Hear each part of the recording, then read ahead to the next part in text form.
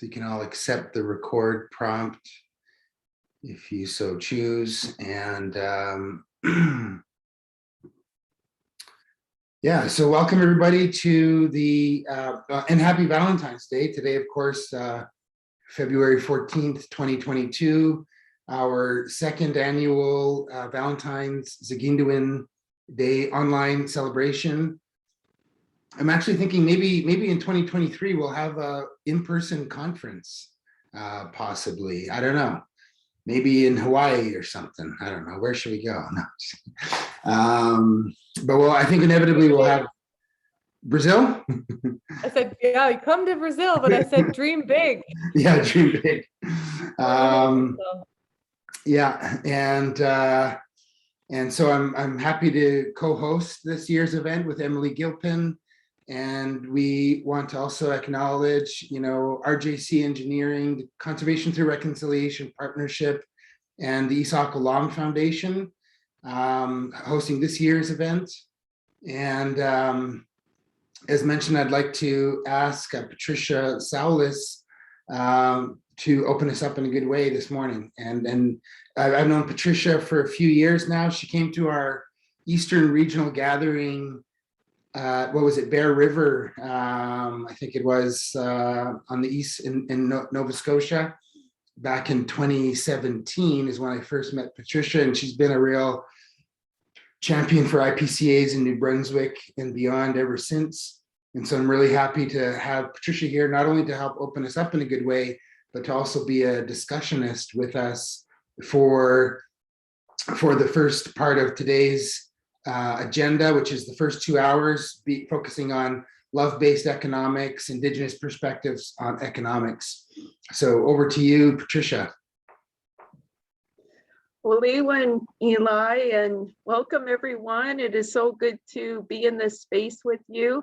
I'm very honored to be doing our opening up, and as part of that, and just to hark back to yesterday around the session regarding watershed love, I would like to share a bit of just one of our songs. It's actually an honor song for our river, and just send out some love to everyone that's here, and wish us all a good session.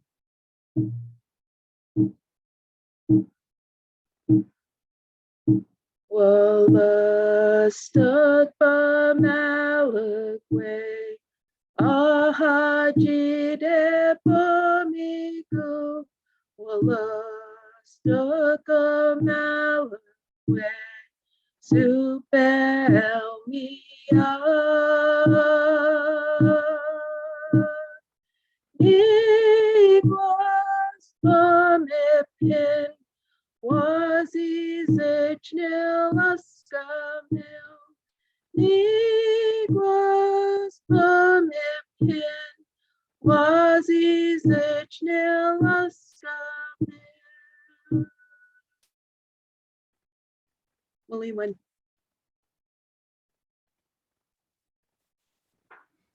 Thank you, Patricia.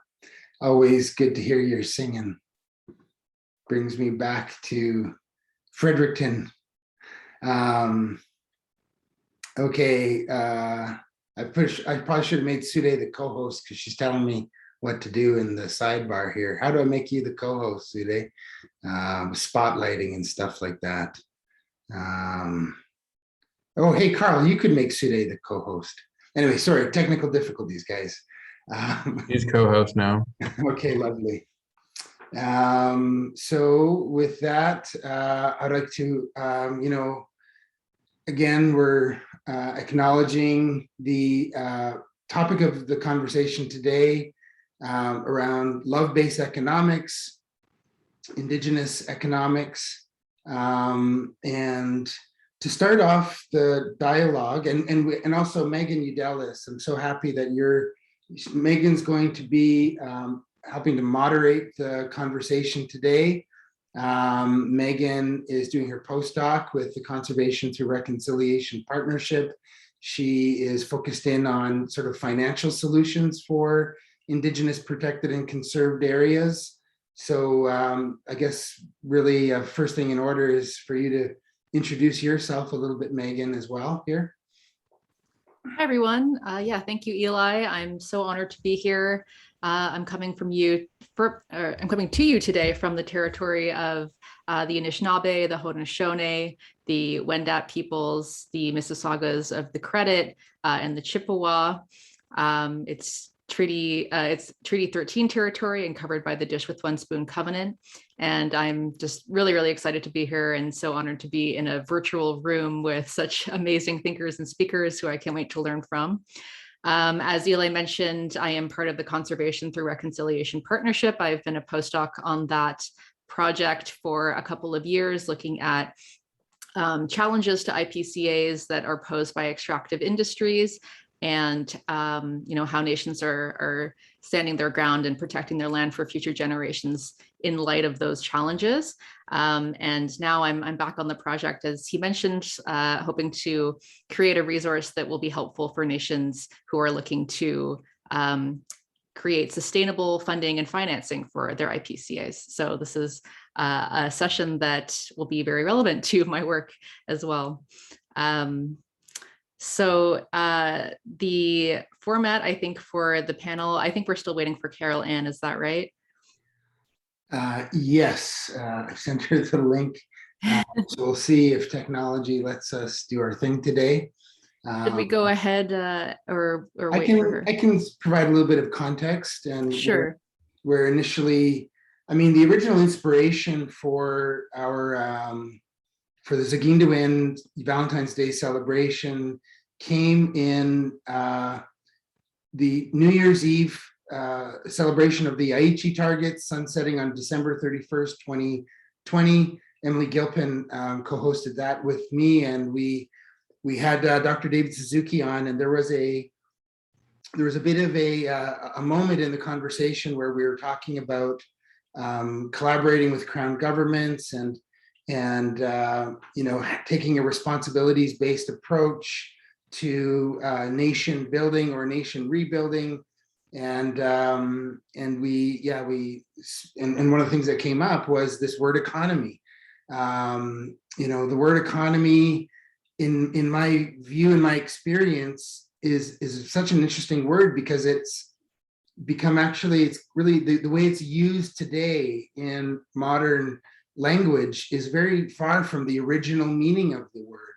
And this was something I learned from a mentor of mine back in 2008, after the housing recession. In around that time, people were talking about the health of the economy's up or the economy's down, really referring to it as though it's a thing. And my mentor said to me that, this is really a far disconnect from how he grew up with the word economy as related to the words ecology and the word ecosystem, and how these three words come from an elder language, an elder culture in the Greek tradition, and the root word being eco or oikos, and it looks like oikos, but it's pronounced ecos. And so, when we start to understand, ecology being the study of oikos, different types of ecosystems, we can then have a truer understanding of the word economy itself. And this is oikos, meaning home, an all-inclusive concept of home, which includes the environment and social systems, and economy then being the wise and prudent management of the home. Whereas, since the 1970s and maybe a bit earlier than that in a North American context, for sure, this word economy has become used in a very different way. And there's a longer story about how that has changed. But for today's conversation, I think sufficient to say that the word economy itself has a more holistic heritage. And when we talk about true economics in that way, it provides us with a little bit of a roadmap in terms of, solution finding. I loved Diane Rusin's comments yesterday about first better framing the problem so that we can get more accurate and more integrity-based solutions. Anyway, so like what's going on wrong with the world? One of the things is that we have a grossly sort of manipulated or distorted understanding of economy. And so this series really is looking at rematriating the word economy and bringing a truer understanding of that word back into common use. And what better way in a Canadian context for sure is to look to the elder societies of this country, the people who've been here for thousands of years governing and stewarding these lands, and what were their ideas of economy. Here on the West Coast, and I'm joining the call today from Wasanich, Coast Salish territories, where I'm living, but here in New Channel and other West Coast peoples, we have our own ideas of economy that are very much based on the ocean. It's built into our law system, ESOC, the sun moon crest. It's completely about our wise and prudent management of the home. And at the New Year's Eve event in 2020, going into 2021, this concept of Zaag'idiwin came into the conversation, which is a nature-based understanding of love that was shared by Dr. John Borrows, who'll be joining us later today at 12 p.m. Pacific time zone. John will be joining us for the conversation on Indigenous identity. But it really, that word Zaag'idiwin really has formed the whole ethic around this Valentine's Day celebration. And so has Carol Ann joined us yet? I don't think so. She said she's having troubles. If anyone in the background, support people, if you could be in touch with Carol Ann, Monica or Carl, kind of doing two things here right now, logistics and such. And then more recently, Megan, you and I had a conversation with some other folks from the CRP about your work. And we brought up how this conversation about rematriating the word economy is bound up with our very understanding of wellness. And how do we, again, yesterday, Diane talking about living the good life. And what does it truly mean to be successful? We're so caught up with measuring success in terms of numbers in the bank accounts and such often. And what always comes into my brain when I talk about this is Jim Flaherty, the former late finance minister under Stephen Harper's government, talking, blew me off my chair, that the role of government is to create jobs.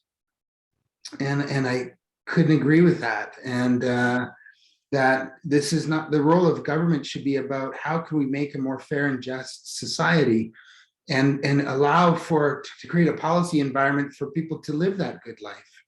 And to what Patricia shared with us earlier today, that we are a peace and friendship nation, and how can we ensure that, the Diane's words about love yesterday have peace and security as the core of being in a position where you can accept and offer unconditional love, and be taking care of each other.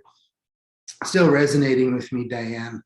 And so anyways, this is kind of the vibe that we're looking to create here with this event.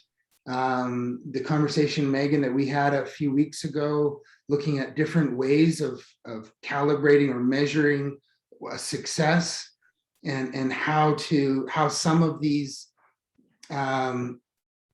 alternative approaches to economics can give us guidance today as we grapple with questions of sustainability and geopolitics and looking, Tsawa Kanish at a global level.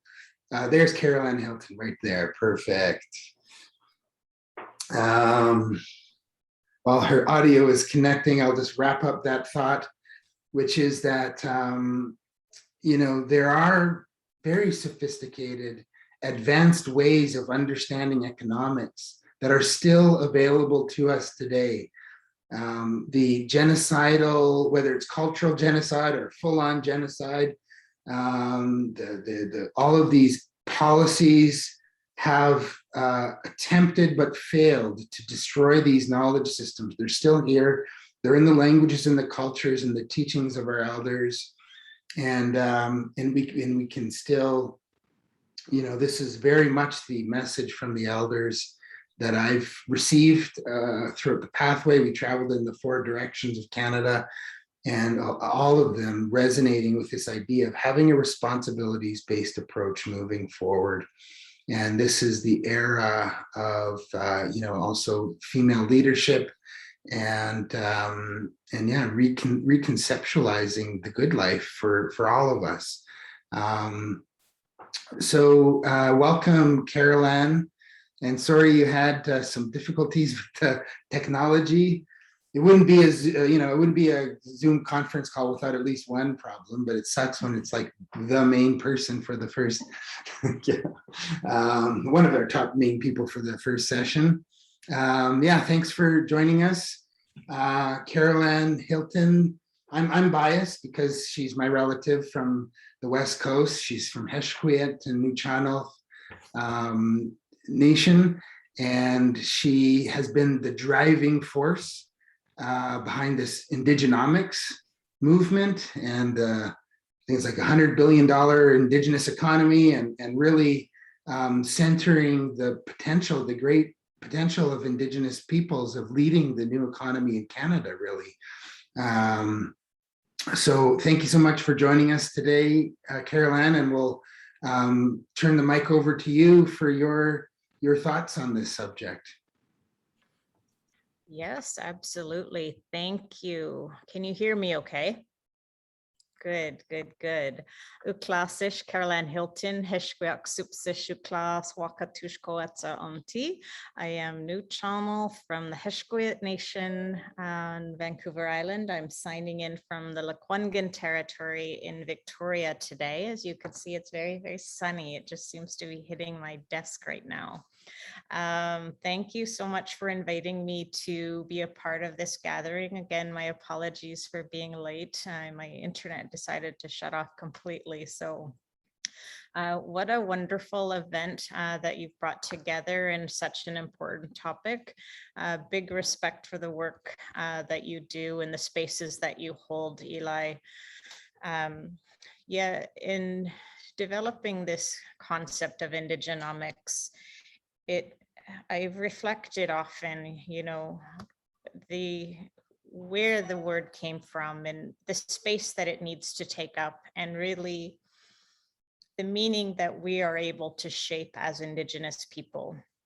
So in developing the word Indigenomics, in having the creative freedom and the creative space to what does Indigenomics want to become was really the bigger question than what I think it is. And it's funny, my grandfather asked me about Indigenomics, and I told him that Indigenomics is the spiritual reality behind what we see as what we're told of what the economy is today. And it seems to me so much that the assumptions of what we are told economy is so limited by the language that we're speaking currently, so limited by the worldview. And in really bringing myself to the conversation as a foster child, a child in care, there was always this deep knowing of paying attention to what I see, and in that to notice how I experience now. And in seeing that, even introducing myself in my language, to say my Nuchanoth name is Wakatush, it means that I come from a line of the oldest woman. To say I'm from Heshquiet, from a chief's house, what all of that brings with it is a profound lineage of belonging. And it's in that belonging that I saw and knew separation. So I saw and knew separation from my family. I saw and knew separation, isolation, and in that return to wholeness, there was a element of me finding myself, me finding my voice, me being clear of what I want to see, that it's in that space of growth that Indigenomics emerged. And I'm very aware of that as a collective experience, that our Indigenous isolation from our wholeness, our Indigenous forced separation from our identity and sense of belonging. To be able to describe the experience of myself as Carol Ann Hilton as a first generation at a residential school, that responsibility to me is about bringing into focus what I'm responding to and being purposeful in that. So choosing love, choosing wholeness, choosing kindness, choosing those teachings and choosing to see those, that's what I say that Indigenomics is. It's the response. It's the response to the last 150 years. It's the response to the last 10,000 years. And this concept of wholeness, I look back to some of our early writings of our people, and they talk about how powerful we are. The reflections of ceremony that reflected how we see the world. That's what I want Indigenomics to serve as a function of economy that allows us to see the world in a way that bridges our old world, our old way of knowing who we are and where we're at, our current state. So that current state is evolving in terms of our ability to return to wholeness. We're never going to return back to the way we used to be or the way we were or entirely the ways that we lived or entirely function within our systems of economy. But to have an underlying intention that returns our alignment to our own dignity, that to me is Indigenomics, the returning to the human function of economy, returning to recognizing and seeing the spiritual function of economy. That is Indigenomics to me. So thank you so much for inviting me. I'm not sure how long I'm supposed to speak, but. Lovely. No, perfect. And we're going to have a bit of a dialogue as well.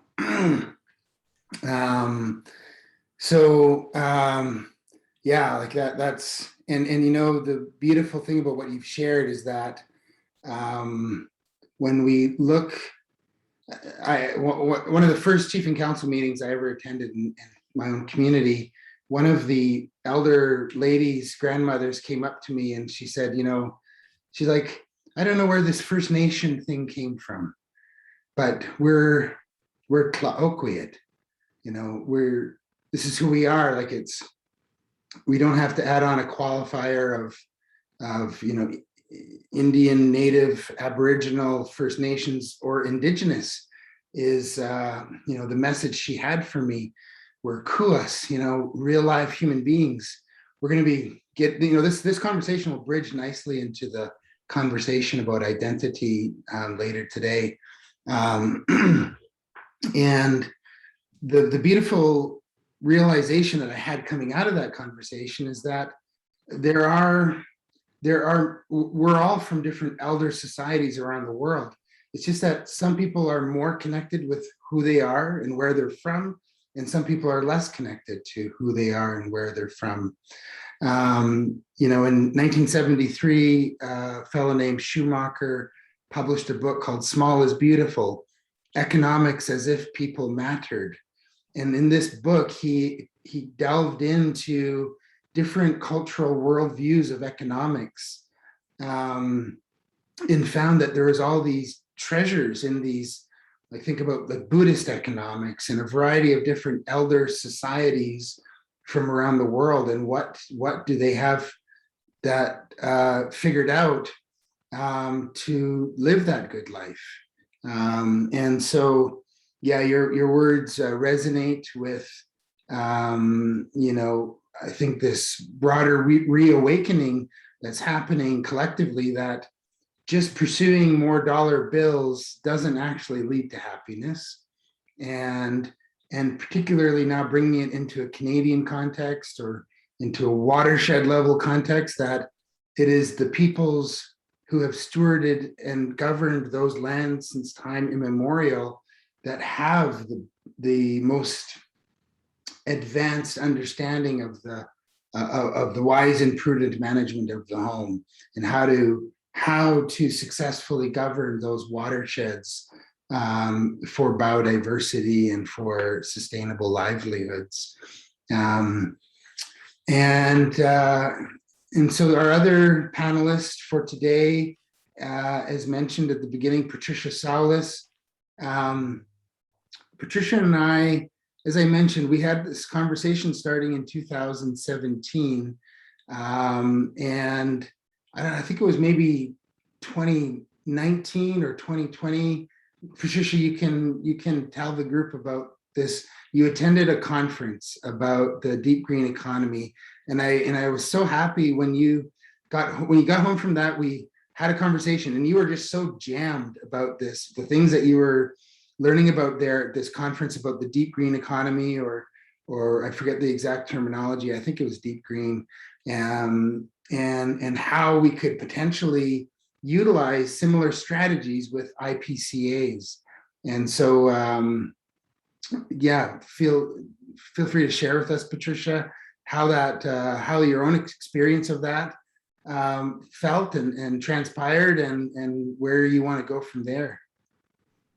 Thank you again so much, Eli, and it's quite an honor to meet you virtually, Carol-Ann. I'm a fan and I'm a supporter, and I encourage you, and I think it's awesome, everything that you have nurtured to date, and I'm really looking forward to you and your work as it progresses. And so thank you for all of your opening words. And getting back to this conversation that Eli and I had, it was after actually I come to a conference that was held by Nature Canada, and it was nature-based solutions to climate change. And so part of that discussion was the discussion around economy, because of the fact that, as we all know, our current economy is based on so many of the things that are only contributing and worsening the impacts of climate change. So the orientation of their presentation of these panel of folks was, how do we begin to shift that? So the idea was moving into a green economy, of finding ways to encourage investment, encourage wealth, encourage benefit, through the greening of industries, and the way in which the banking industry in particular supports the shift or the transformation to a greener society. So these folks that presented were actually giving some case study examples, and I recall one of them was in Quebec, who have quite substantively invested in a green economy. So fast forward, having the discussion with Eli, it was through that discussion, actually, Eli coined the term deep green economy, because of the fact that, we know, and as has been stated, our ancestors, the grandmothers and grandfathers, the places where we come from, our nations have and has always managed our households, our communities, our villages, our nations in the most appropriate, was one of the most appropriate ways of doing that.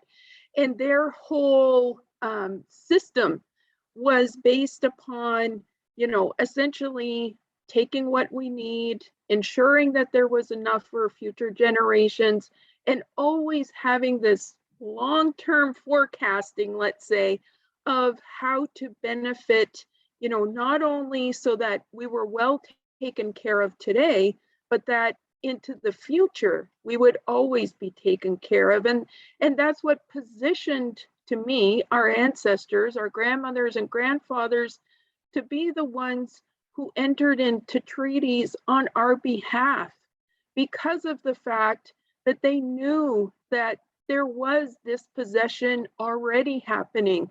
There was going to be continued dispossession to us from the land, from our resources, from our kin, really. And so basically, I was asking Eli, is there a way that we could fit this kind of discussion into our work around IPCAs, just because of the fact that, obviously with IPCAs being Indigenous led, and that ability for us to, have these kinds of discussions now that are really going to be foundational and help us moving forward for many years to come. So that was, I guess, the gist of that conversation. And we've been kind of working on this over, that kind of concept over the last couple of years, so that people themselves could also begin to contribute how they see economy. And so, Carol Ann's work is very helpful to us who are, in the field, so to speak, and needing to help draw awareness to, our partners, our communities, our people that we work with on IPCA. So I'm very appreciative and really look forward to hearing more of our conversation. Mm-hmm. Yeah, thanks for that, Patricia. And yeah, the conversation we had was a bit of a turn point in my view, because it brought us away from this idea of Indigenous protected and conserved areas as just being like a national park with Indigenous peoples running it instead of non-Indigenous people running it. Going away from that kind of, let's just call it a colonial model of protected areas, towards something that's more holistic and has more integrity to true Indigenous leadership. And recognizing that it's not, having guardians out on the land as part of an IPCA is 100% appropriate and important. But what about the rest of community? We talk about having a holistic approach to a holistic worldview.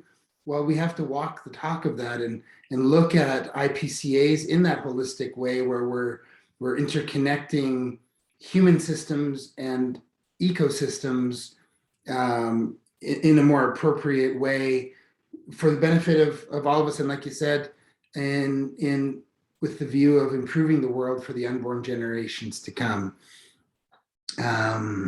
In my own community in Cloquet on the West Coast, from 2005 to 2012, I worked directly with the band, and during that time, we launched the Ha'ukmin Tribal Park.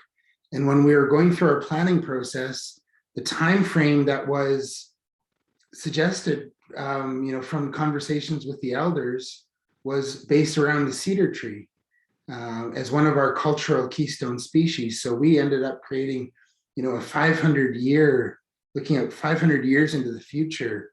And then we're also encouraged to look 500 years in the past. And it was beautiful to discover old recordings, minutes from meetings that had happened historically, where our elders were talking about the future generations coming in the next 300 years. They were talking 300 years.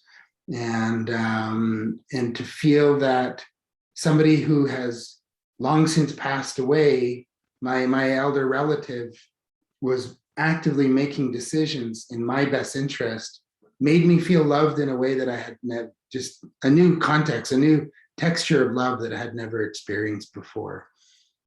And this is where I think we get into love-based economics, is that how can we allow different values to drive our decision-making?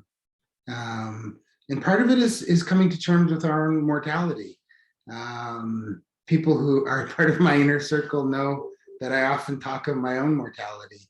I'm at peace with the fact that I'll one day pass away. And I want to, with every moment I have on this planet, I want to improve the situation for those little ones, so that they can have a clean, healthy, and a peace and security-centric understanding of love.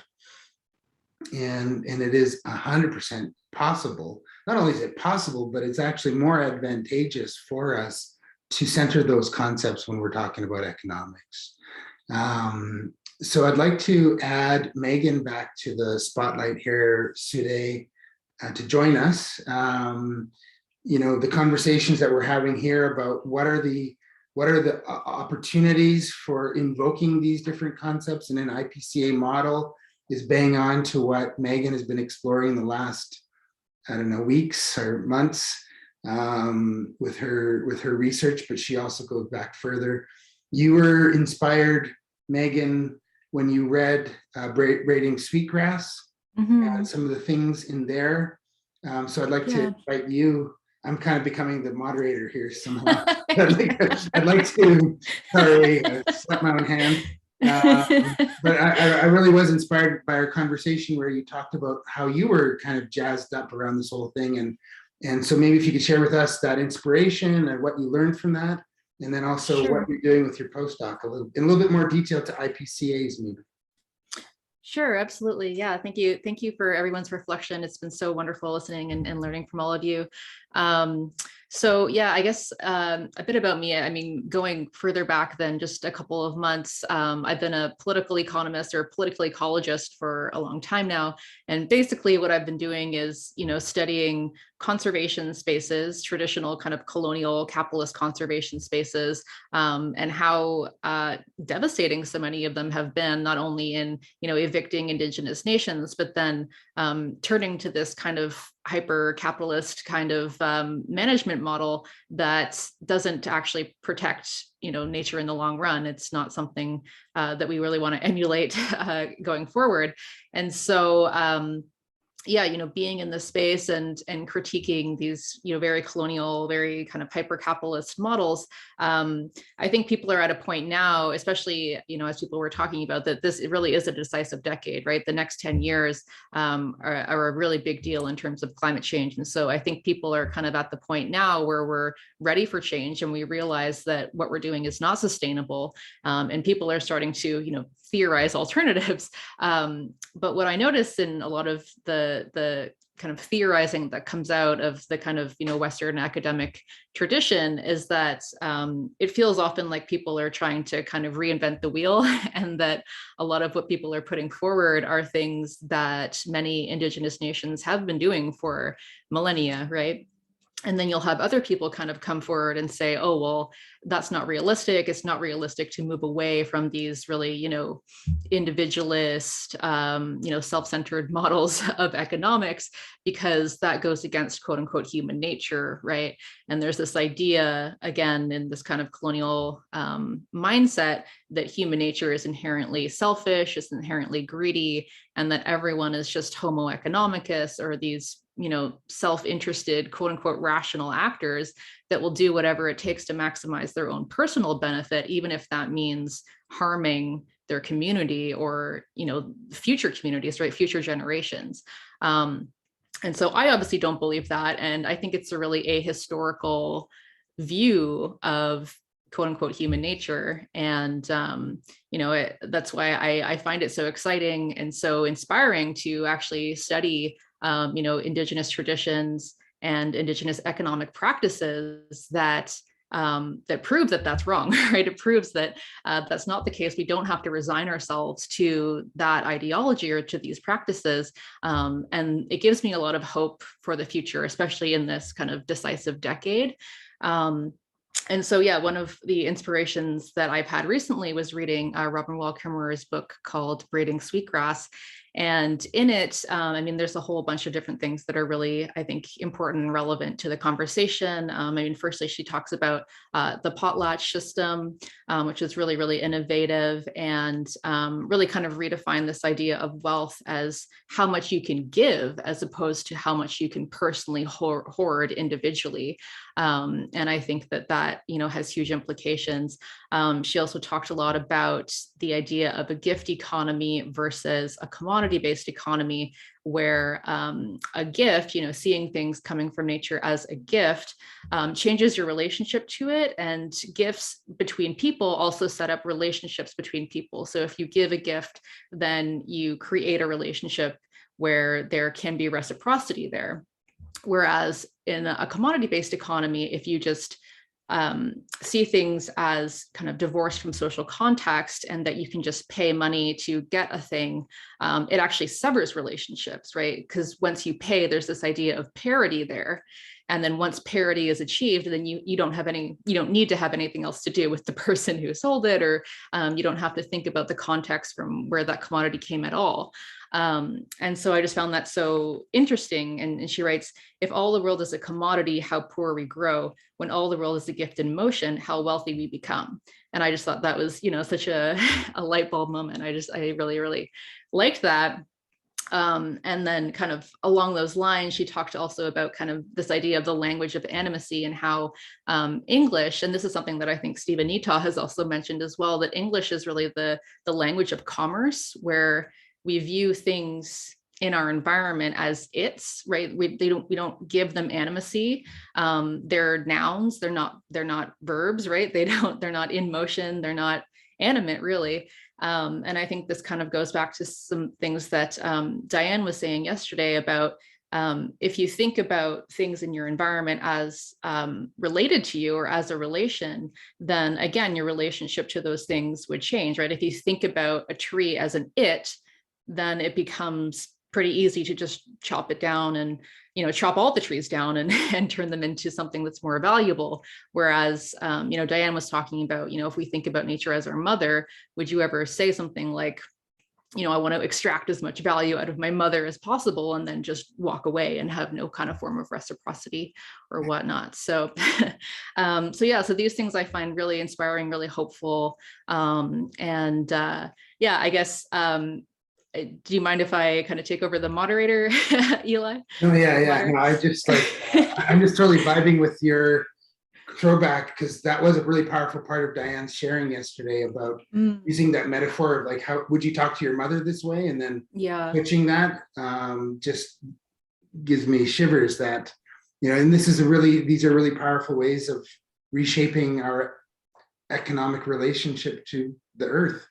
No, so keep running with it for sure, Megan. I didn't mean to. Awesome. Yeah, no, thank you. Yeah, so I guess I thought for the rest of the panel, I could offer a prompt for the rest of the panelists that they can kind of run with. And then I wanted to invite people in the audience as well. If you have prompts or questions or things that you might want the panelists to talk about, then you can put them in the chat and then I can kind of pitch those to people later. But I guess I just wanted to open the floor and kind of pass the feather on. Basically, you can take any thread of what I've talked about and kind of run with that. But as a prompt, I would like to offer the question of, how do concepts of love and reciprocity show up in the work that you do individually in the respective works that you do?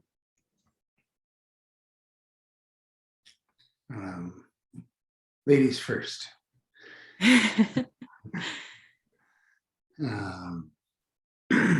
Maybe we could start with Carol again. Carolyn?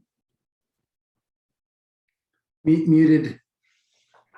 Yes, sure, absolutely. Thank you. I was quite enjoying listening to you.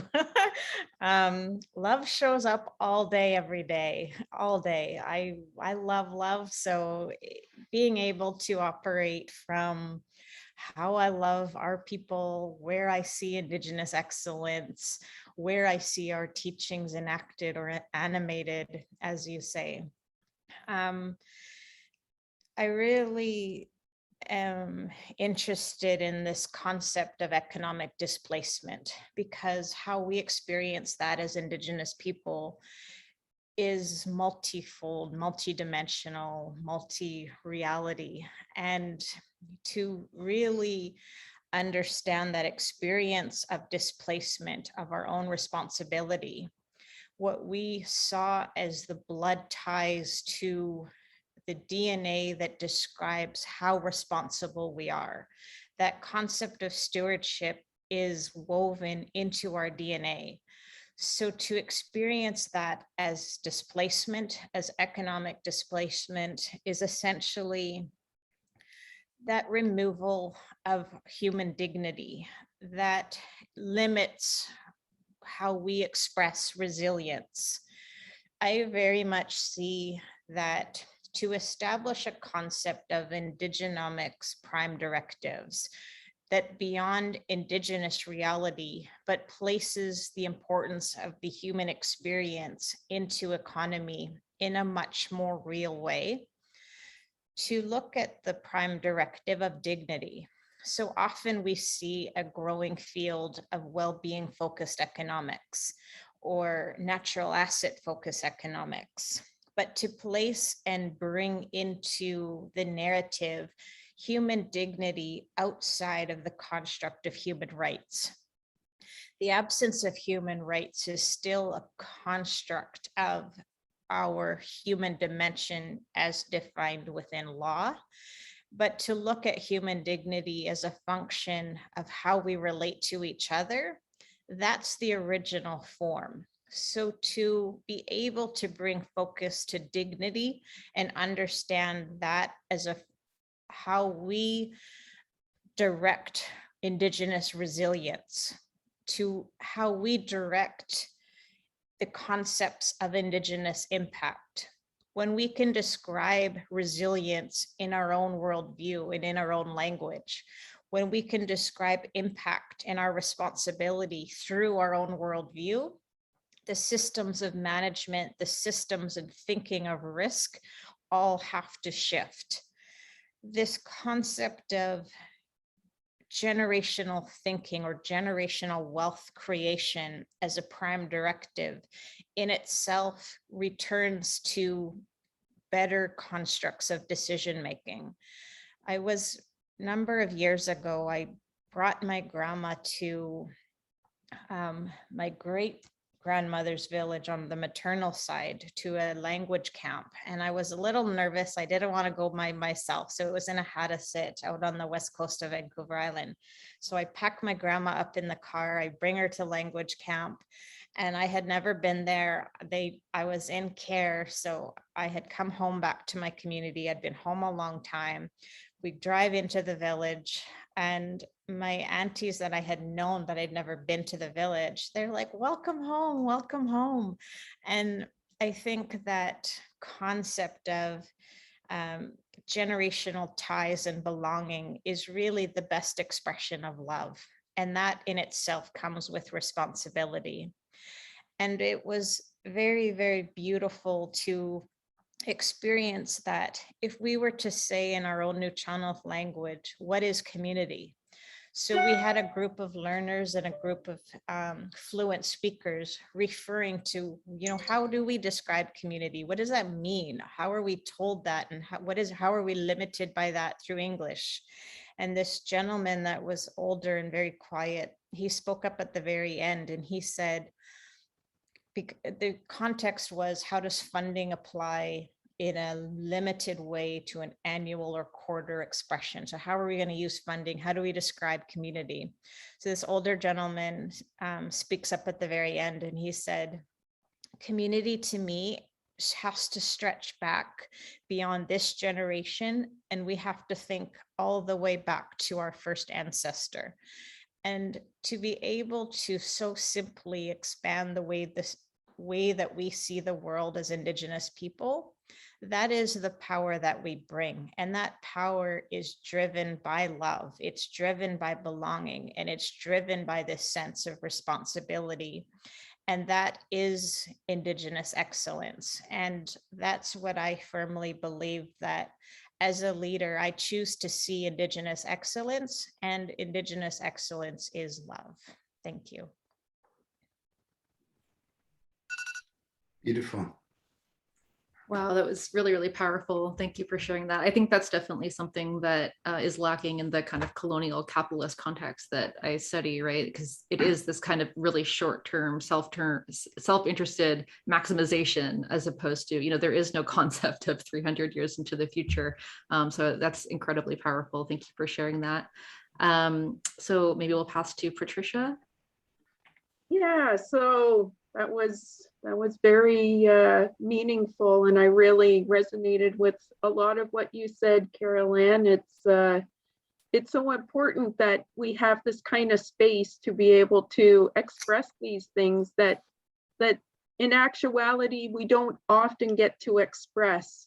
And I think that is, part of the symptom of what the broader issues are, and the fact that this breath that we're breathing, this air that we're taking in, this ability to be here, to be present, that is love, that is a gift.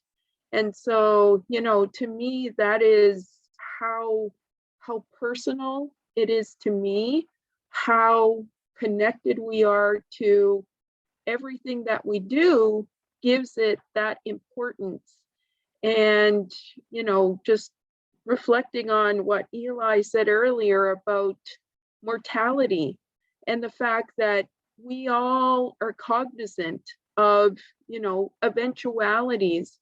However, to be present, to be part of this time and space, this is part of the love that was given to us from our ancestors. They say none of us are here by accident, and none of us come together and cross paths by accident. And I truly believe that. I see the world as, we are continuously teacher and student. And I think that economy of growing and evolving and transforming is what we need to bring into how we treat each other with what we value, what we esteem, what is precious to us every day. And so once we begin to see those things, I think, reflected in our economy and how we see it, I think then we will know that we are working our love for everything that we are in contact with, whether it's our fellow human species, or all our other kin, all our other family that is helping us sustain ourselves. So I guess for me, it's beyond ecosystem, it's universe, it's creation itself. So I think that is what I would like to share. Youdelis. Thanks, Patricia. And so, yeah, I love that, Carol-Ann, you spoke about the word dignity, because that is a word that in my 15 years plus now of meeting different Indigenous elders and community leaders from different parts of the world, that's a reoccurring theme, that people want dignity through self-determination. Our people's so in one exercise to simplify the work that I do is that was actually the first word: dignity through self-determination, environmental security, and sustainable livelihoods. That's what I kind of boiled down of the mandate, so to speak, of my own life. It never showed up in an organizational mandate or anything like that, but just my own kind of efforts in the world. And so that's great to have. And I think, and it's great that Diane's with us in the audience, and she's going to be speaking. She's going to be joining us again with the identity conversation. But this Anishinaabe concept of love, where peace and security are at the core of that, is for me about how we can live that life of dignity, where we're taking care of each other, and this individualistic idea, I struggle with it on both sides of my family. Like on my father's side of my family, Nuu-chah-nulth peoples, very community focused. On my mother's side of my family, Dutch Mennonite immigrants, but very community focused people as well in their own ways. And I feel like we're part of the North American culture, and the thought illness that plagues us is this hyper individualization and the fallacy that only you can make you happy, and you have to be completely independent and be able to stand on your own, and not depend. There's kind of this noble idea of mankind conquering nature, standing at the top of the mountain. I've made it kind of a deal. Like, whereas in actuality, we're hardwired as human beings in our actual physiology. We're hardwired for community, compassion, love, all those things that that bring people together rather than driving them apart. And so the way I would answer your question, Megan, is reflecting on my eldest daughter, something she taught me when she was 4 years old. I became a father at a very young age. So when I was 18 years old, I was graduating from high school, and my daughter was 4 years old already at that time. So I became a father at the age of 14. And I was a hands-on dad with Justine, my first baby. And she was my only baby for like 6 years. Now I've got more children, but she taught me something about love, and that has stayed with me as a driving force in the work that I do. And this was a simple little thing she did, where I was actually, I had a cold, or I was sick or something, and I was on the couch, and she knew I was sick, and she had her little purple dress on, and she had her broom, and she was helping to clean up. And she went into the kitchen and got Grandma Karen to help her get a glass of orange juice. And she wanted to bring me this glass of orange juice because she's like, that's something we do to take care of people when they're sick. And she brought me this orange juice, and she said, Dad, this is how I'm going to look after my babies when I'm a mom. And it just blew me away. And this peculiar thing happened. I was overwhelmed with love for my grandchild, who had not yet even been born. My daughter's 4 years old at this time, and I already fell in love with my unborn grandchildren. And these, when we talk about the generations, it's easy for people to kind of, I think, if you don't kind of understand it deeply, kind of like the seventh generation, it's now like a toilet paper brand and like cleaning products, you can buy the seventh generation stuff, and it kind of diminishes a little bit this, we can say the 7 generations, and it just, we're supposed to all inherently know what that means or feels. But these two experiences, one of experiencing the love of an ancestor who had already been passed away, and one of experiencing the love of an ancestor who's not yet born really deepened my kind of understanding of the world and my knowledge of myself and who I am and what I should be doing with my time. And so that catalyzed, and now I have 2 grandchildren. My daughter Justine had a little girl in 2017, Audrina, and a little grandson who's now 2 years old. So they're 2 and 4 years old. And yeah, anyway, so that's, and you know, just on that a little bit for a moment is the weird thing I find about this modern society is that there's this expectation that we should separate every aspect of our life. You know, this is, it's not personal, it's just business. That's one of the the little things, oh, that means you don't take it personally. This is just business. I have to do this thing, you know, like I want to profit. I win, you lose. Sorry, you should have been better. You know, this is the kind of thing we grew up with, this socialization or indoctrination of individuality.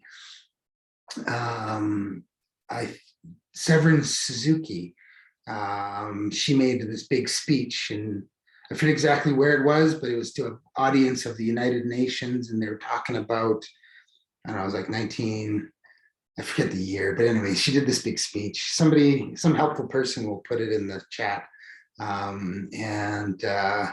Earth Summit in Rio or something like that. Anyways, she said, you know, you parents, you tell us when we go to school to play nice and share and be good to each other as kids at school.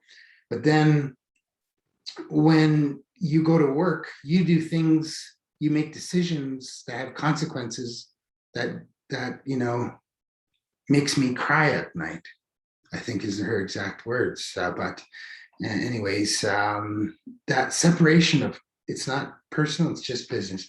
And then that, and how that implicates every aspect of our life. You know, we're supposed to, this is from 9 to 5, this is my job duty, my role, my position. And then after that, we don't talk about work. You know, like in former times in our society, there was seamless interconnection between what we would call work and family. And that was all done together. And that was part of fortifying and strengthening our relationships. And so we've created this world of disconnection. And it's all ways, it's in all directions. It's not only disconnection with what's here today in existence, but it's temporal disconnection. You're told to wait until you're in your 30s and you have a house with a double car garage and a white picket fence and all the gadgets for raising babies. We're told to wait for all those things, but you know what happens? The generations get spread out. I'm so grateful that, I wasn't an accidental birth. My daughter Justine was intended. We were intending to create life. And now, last night I was on the Zoom call and my mother, Grandma Karen, is helping with her great grandchildren. And what a gift that is for all of us. I became a grandfather at 37 and, I'm going to probably meet my great grandchildren, inshallah, COVID allowing, and that creates more density in our understanding of time and love. And by the way, passing on of teachings and knowledge. If you were raised by your great grandparents or even your great grandparents there as teachers for you, you get this huge time dimension. You get access to stories and knowledge that go back. But now we pass our kids off to institutions to raise them. We pass our old people off to institutions when it's time for them to die. We're disconnected. Anyways, I feel like I'm at a sermon or something now. When's this guy going to stop talking?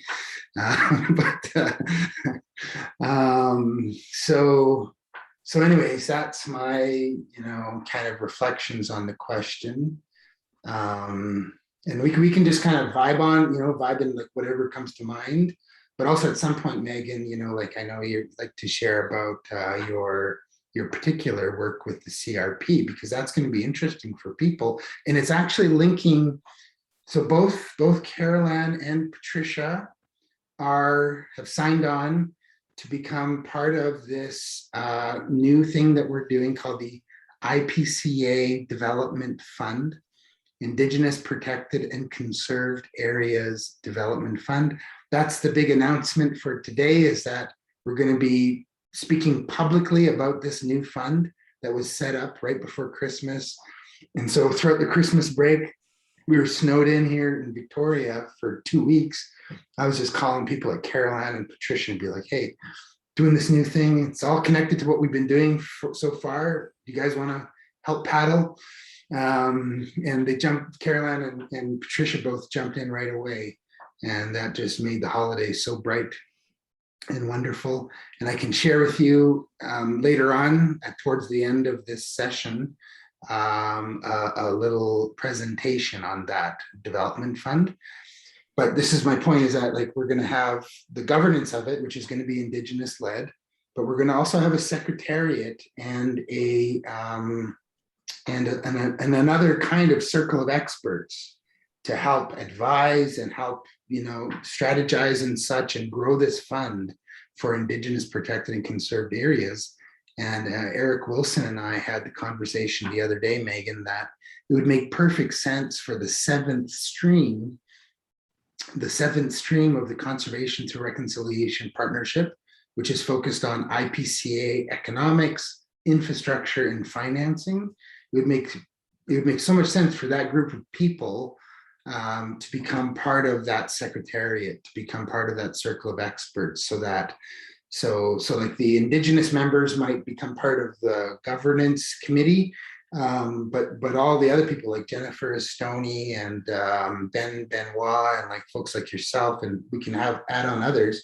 But like Jenna Stoney's San Francisco, and she's all about integrated capital, and she's really at the leading edge of that whole conversation. And Ben Benoit is like a carbon trader, and he's working for one of the biggest carbon broker companies in the world on brokering these things. And I don't think that's an all-encompassing solution, by the way. Carbon credits and such, it's maybe a part of the solution. How about? But anyways, that's something we're going to be announcing today.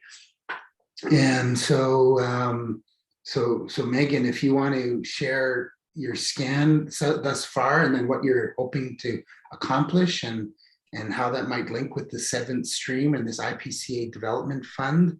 And then I'm also going to ask, and I know Emily might be having some internet problems. She is chatting it up there in the chat, but if she wants to join us back again to kind of soothe us through the last 45 minutes, after Megan, you have any bright ideas about share your ideas about your work, please.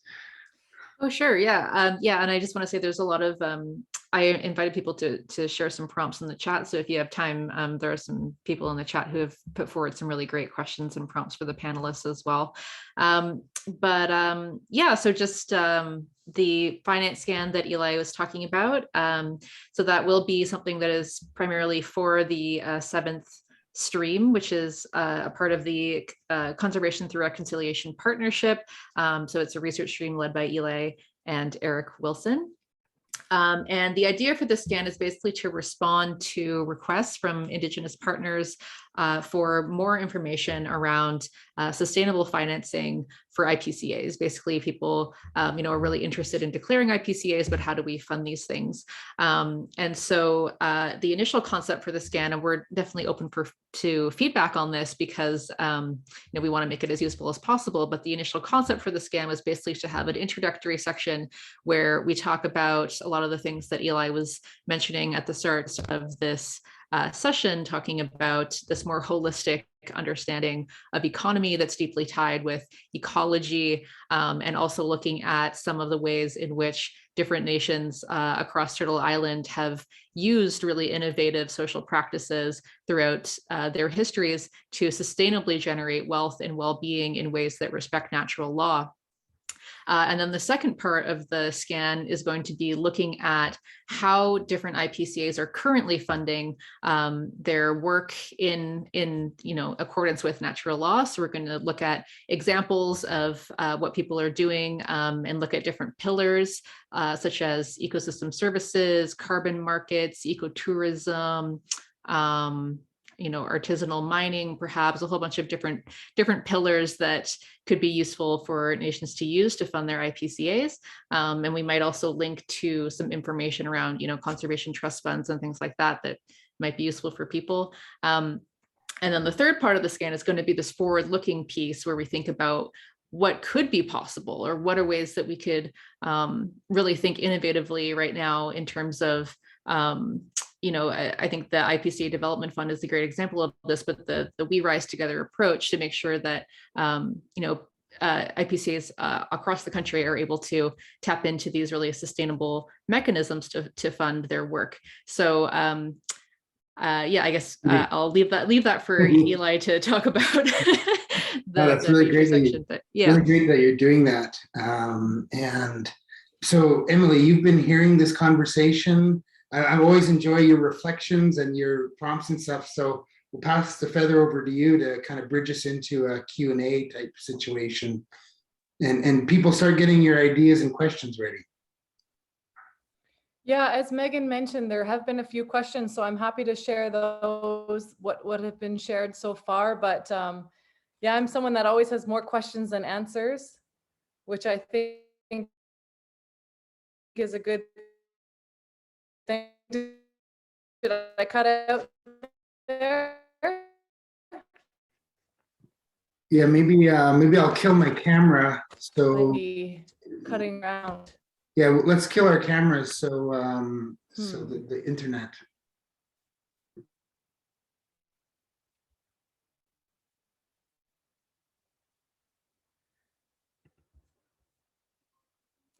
Yeah, sorry about that. Can you hear me? Yes.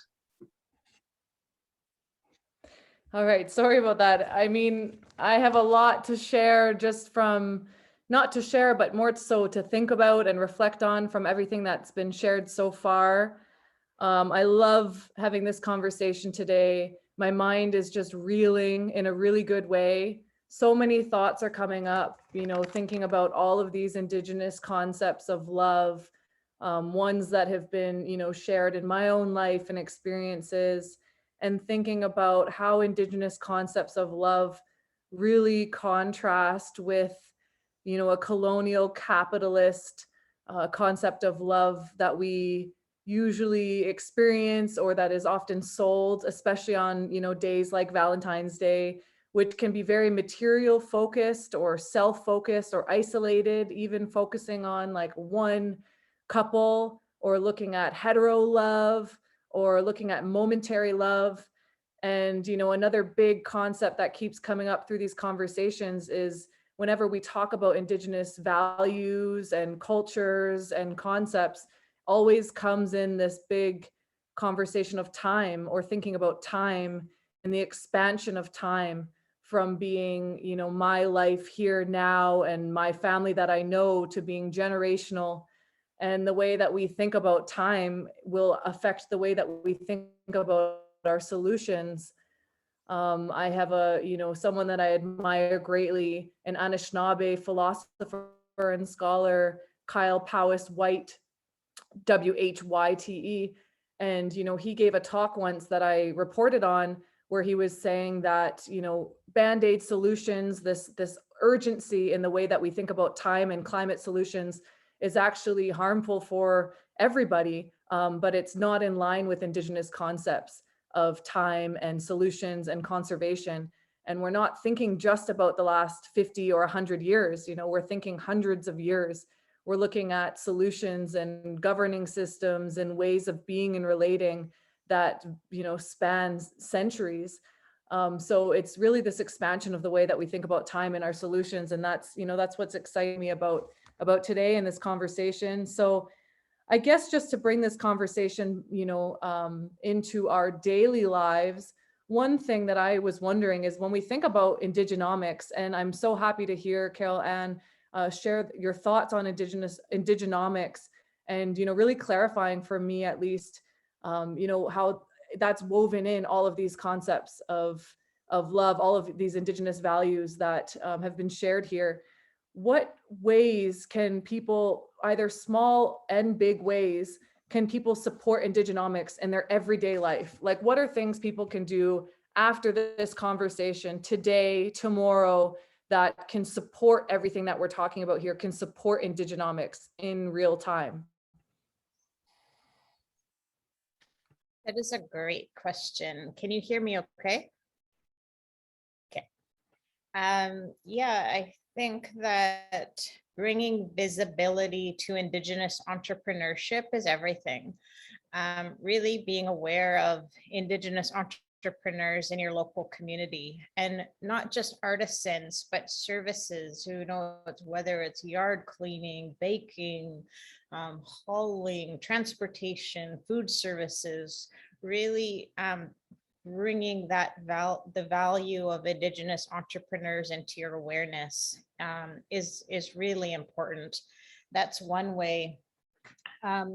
Being able to build places of visibility for Indigenous entrepreneurs. Examples include, here in BC, we have a group that's Shop First Nations, where you can put companies that are operating in their regional economies and identifying as Indigenous, utilizing those as resources. Others include, like Indigimall, the example of building digital space that supports increasing accessibility to Indigenous entrepreneurs. I'm seeing new digital and virtual spaces for Indigenous business. I think I just saw a collective of Indigenous jewelers. So instead of one person having a store, they're looking at 2025. So it's kind of this superstore of magnificent Indigenous talent. So seeking those places out, seeking those digital spaces and networks and directories out is really important. Thank you. Clicko, thank you. Hi. That was such a great answer, because that, it just puts it so real in our hands. Patricia, is there any thoughts that you had on how we can support Indigenous economics and Indigenomics in our daily lives?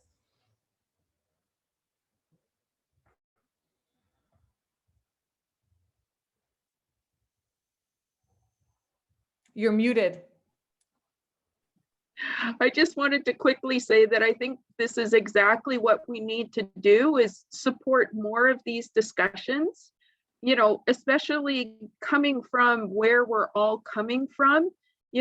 Start discussing these types of things with your coworkers, your colleagues, your family, your friends. Like, we need to get more collective in terms of how we discuss these things. And while it's nice to have, folks who are at the helm, so to speak, who take leadership on issues, but really this is about each and every one of us. It's about our families, our clans, our communities, and so we need to be able to feel like we can, in a sense, take responsibility for this. So that would be my message. And in terms of how we understand abundance, how we understand wealth, so much of what has already been said here today could be, applied to how do we see those types of things, and how is it that, we can make abundance and have a wealth of understandings and make that work for us in a way that is going to enrich our lives, instead of it, creating a consequence that, may be devastating people currently or in the future. Youdelis. Youdelis, thank you. And there's a question, if while I have you here, Patricia, there's a question that you might be able to answer from Jamie that says, how can we look at creating regional ECDEV connections that is sustainable and have a direct positive impact for each community? So just again, quickly, in terms of that, I think that is exactly what we need to do. We need to reach out to each other over the divide, so to speak. We need to bring on folks that are in ECDEV currently. We need to bring in folks that are in employment and training. We need to have folks that are in governance. We need to really create maybe not necessarily a team approach, but definitely a cross collaboration approach. And I think we did hear that yesterday, that Diane did refer to that, you know, going beyond, I guess, the norm in terms of seeing how we can, you know, enrich each other's ability to do what it is we're working on well. And this is one of those examples of how we can do that. Carol, did you have any other comments on that specific question? On how we can look at creating regional ECDEV connections that have a direct impact for communities? I see this tremendous acceleration in trade language and trade networks that's happening in a modern function.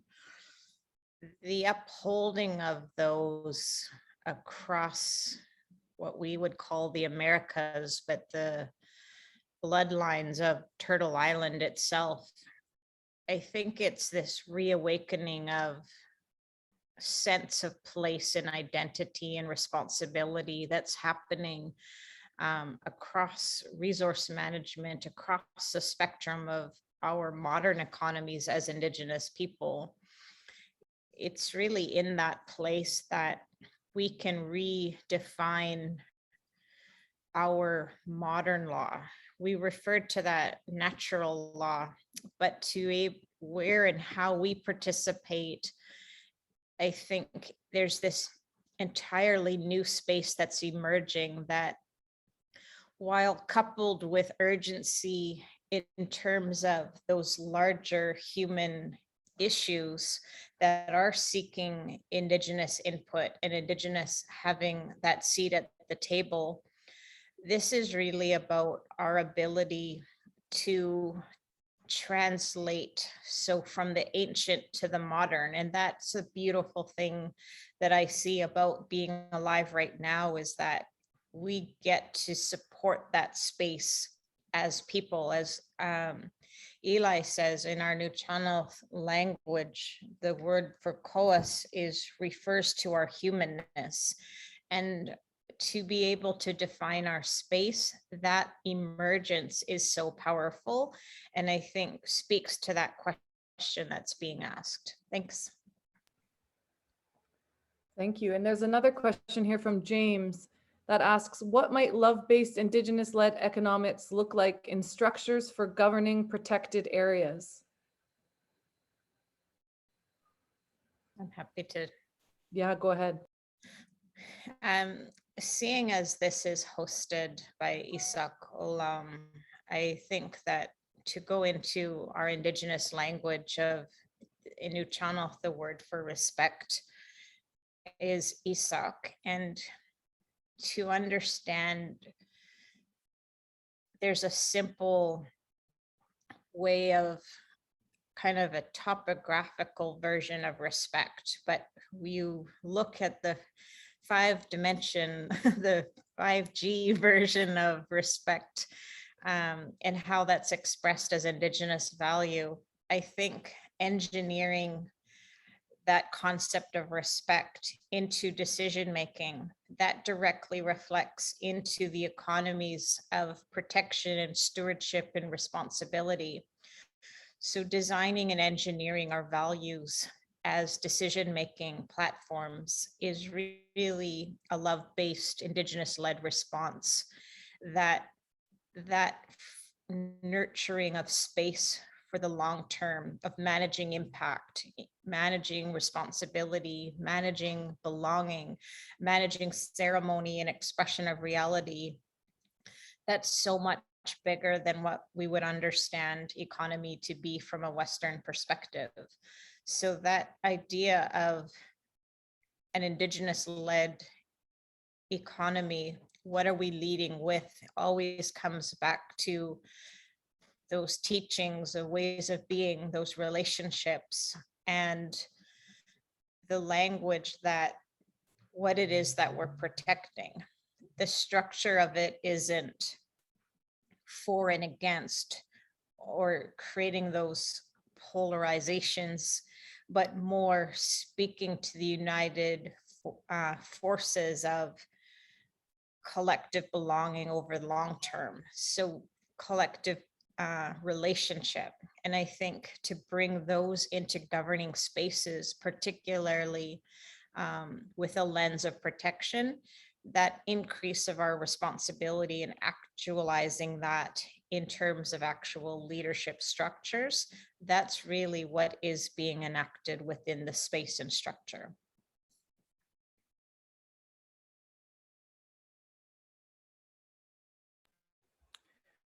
Eli or Patricia, did you have any other thoughts on that? I was worried my video was gonna overload the thing.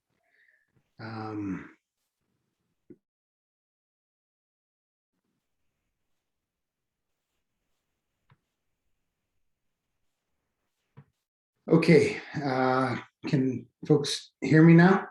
Yeah, we can hear you. Okay, sweet. Yeah, great question. And I think part of the answer starts with the fact that all of our ancestors had advanced economic systems and all around the planet. Like, you know, you think back and there were no maps and lines, borders in former times. It was all done with topography, natural features of the landscape, mountain ranges, valleys, oceans, you know, like this is how humanity naturally, organically, and based on natural law evolves. And, you know, if you had gone to 500 years ago, and where I'm from in Tlaloquid on the west coast of Vancouver Island, if you had gone to the elders and said, we want to make that island over there into a tribal park, you know, the elders would have, you know, been looking at you funny, because he shook ish tsawak. Everything is one and everything is interconnected. One part of our land isn't more important than the rest of our land. It's the interrelationality of those different parts of our territories based on seasons, based on the moons, the ocean and the high tides, low tides, whatnot. That's, you know, and, you know, like, so when I'm talking to folks who helped with the interviews in 1985 for the Mears Island court case after the Mears Island Tribal Park Declaration in 1984, the map that emerged out of that, even though the court case was about Mears Island, the elders rightfully said, well, yeah, we can talk to you about Mears Island, but it's really hard to talk to you about Mears Island without also talking about the rest of our Hahulthi, the rest of our area of responsibility. And so the map that emerged was this really cool seasonal map, which had Mears Island, but it also had, like, you know, Wanajas Hilthuis, but it also had the rest of our territory, and it had markers on it, village sites that all had a seasonal connotation to them. And so, yes, our lands and waters are 100% interconnected. And the idea of creating a protected area, in a way, is kind of goofy and a little dysfunctional and self-destructive if we're trying to see the world in pieces. Just like we don't want to see our lives in pieces, we don't see the world in pieces. So the whole notion of an Indigenous protected and conserved area is necessary because of that disconnected worldview that unfortunately has been dominating governance decision over our lands and waters, not only to the detriment of our own people, but to the detriment of the actual people who are doing the damage, and they don't even really realize it. It's a false victory in a way. There's no victors in the situation is basically what I'm saying. And so, yes, we do need to reinvigorate these more nuanced, sophisticated understandings of the word economy, like oikos and the wise and prudent management of the home. If you really understand what the word economy means, the term sustainable economy is actually redundant because it's already built into the word economy itself. Prudence, wise and prudent management of the home. And so IPCAs, I don't know if Lisa's on the call today, but Lisa Young from Unama'ki, Mi'kmaq on the East Coast of this continent, she, at our first gathering, once we kind of really framed that out, she's like, well, shouldn't this be how we're living right across all the country? Why would we limit it to just little bits and pieces? And we said, yeah, we're trying to get back to good life in this broader. And so we called these IPCAs beacons of teachings, or she did. She called them beacons of teachings. Imagine that in kind of like an East Coaster accent. And so it's places where we can demonstrate and role model good relationships. Not only like Patricia was saying earlier, we're a peace and friendship nation. That doesn't mean that only those who carry a status card are treaty people. We're all supposed to be living up that ideal. And by the way, the peace and friendship treaties were multilateral environmental agreements before the term was even used. As long as the grass grows, the river flows, and the sun shines, we'll live in peace and friendship, not one dominating the other, but in parallel sovereignty, in peaceful coexistence and abundance with each other. The term Zaag'idiwin is all about abundance. And so with that, in these IPCAs can be places of demonstrating good relationships with each other, with the land, and by the way, internally, I think, and we'll get into this a little bit more in the second half of our day today about Indigenous identity, but there's so much shrapnel from these decades of genocidal policy, and like I said, there's no victors. There's no victors in this game, and we're all healing. One of the cool things I saw Patricia do recently was this Martin Luther King scholarship, and I thought that, or scholar, and I thought that was so cool because, I mean, I admire Martin Luther King for a variety of reasons, but one of the quotes that always stayed with me from him was that the master-slave relationship is just as dysfunctional and destructive to the master as it is to the slave. The nature of that relationship itself, the fact that you think you can own another person, that dysfunctionality of that relationship itself cannot be healthy for either person, either party. And when you take that and you apply that to the world, like Diane was saying yesterday about how we would speak about natural resource management, about the land, and then apply that same narrative to our mothers. My mother worked as a frontline crisis counselor at a women's shelter in the prairies for 25 years. And, she obviously, she couldn't talk much about her work because she was working with women and children coming out of these abusive situations. And what was fascinating, because it wasn't just Indigenous peoples, it was all different kinds of peoples that come in through her doors at the shelter, that a lot of these folks came out of resource towns. Everyone has heard about man camps and the destruction and abuse and the connection between man camps and the missing and murdered Indigenous women. Well, resource towns were the original man camps. How long is the mine going to last? Don't make any more investment in public infrastructure than is absolutely necessary. You can tell when you're in a resource town. It feels like the other one you were in last week or last year. They're all the same. And they're just built for getting those resources out. And I think that, what I've learned anyways is, like, say, when you raise your hand against somebody who's powerless, you're not just damaging them, you're damaging yourself.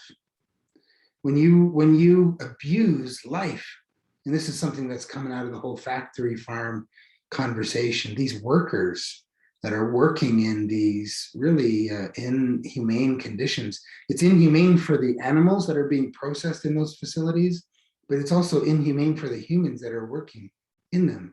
Imagine 12-hour shifts all day long, all you're doing, killing and dismembering and and so what often happens in these factory farm type relationships that we have with this in modern society, so-called advanced civilization, is pushing out all these young people into these jobs that don't pay a lot of money, and that damaging their own humanity, and then that gets brought home. And then that ends up with the, where my mom was working with this crisis women's shelter. And so it's my point here is, and I know I'm kind of going on here, but my point is that healing, the opportunity for IPCAs as places to beacons of teachings, broadcasting or demonstrating good relationship is, there's three dimensions. There's Crown Indigenous, there's with nature, and then there's internally within ourselves, because we're all in need of internal healing coming out of this self-destructive way of doing stuff. So we have 15 minutes left for today. As promised, I'm going to share a presentation here with you about the IPCA Development Fund. I want to, thank Patricia and Carolyn and Megan for giving, and Emily, of course, giving this session a really, I think this was a really solid session. Good job, everybody. And Emily, is there anything else I should be thinking about before I start sharing this presentation? No, I just wanted to add, my heart is full, my mind is full. I feel like we've connected in that good way, even across this big body of land here. But it just, all these conversations on Indigenous love and economics and wealth has me thinking of all of these times when, I've been with folks and we open a freezer and it's like, that's wealth, it's a full freezer. Or when my, cousins or great uncle get a moose, living out in the pond, it's like, that's wealth, that's success. Like, just really thinking about rethinking wealth. And then it has me thinking about relatives, and who may be experiencing poverty, but on a spiritual and cultural level, that we're out of balance. And if people who are searching for connection and belonging and kinship and love that we're talking about, and then if there are other people who are needing to access material resources that have been displaced and disconnected and exploited over time, it's bringing in that question of balance. And I think these Indigenous values within the way that we think about and participate in our economies is just that path towards more balance. So I'm excited. It's exciting, and I'm definitely having some really great thoughts going on. So I'll pass it back. Hi, big thank you to everyone for being here, and I look forward to continuing the conversation. Awesome, thank you, Emily. Yes, and looking forward to continuing the dialogue into, because he shook his Sawak, everything is one, everything is interconnected. The conversation that we're having here about love-based economics, it just flows so beautifully from our first couple days, where on day one we talked about the Earthshot Prize and the IPCA Earthshot Prize process for 2022. We did an announcement, put the stuff out on the internet. That is interconnected with the announcement we want to do today. Yesterday, talking about watershed love and creating meaningful opportunities for reconciliation at the watershed level instead of conference reconciliation or, capital city reconciliation, which many people have declared these things are dead. This is not happening. It was a false start. But at the watershed level, we have the opportunity, if we can really have those hard conversations, and Diane did a really good job of, explaining the Winnipeg context. Dr. Dan Longboat joining us, awesome. So anyway, I have another computer here queued up to share a presentation. Oh, this is actually working.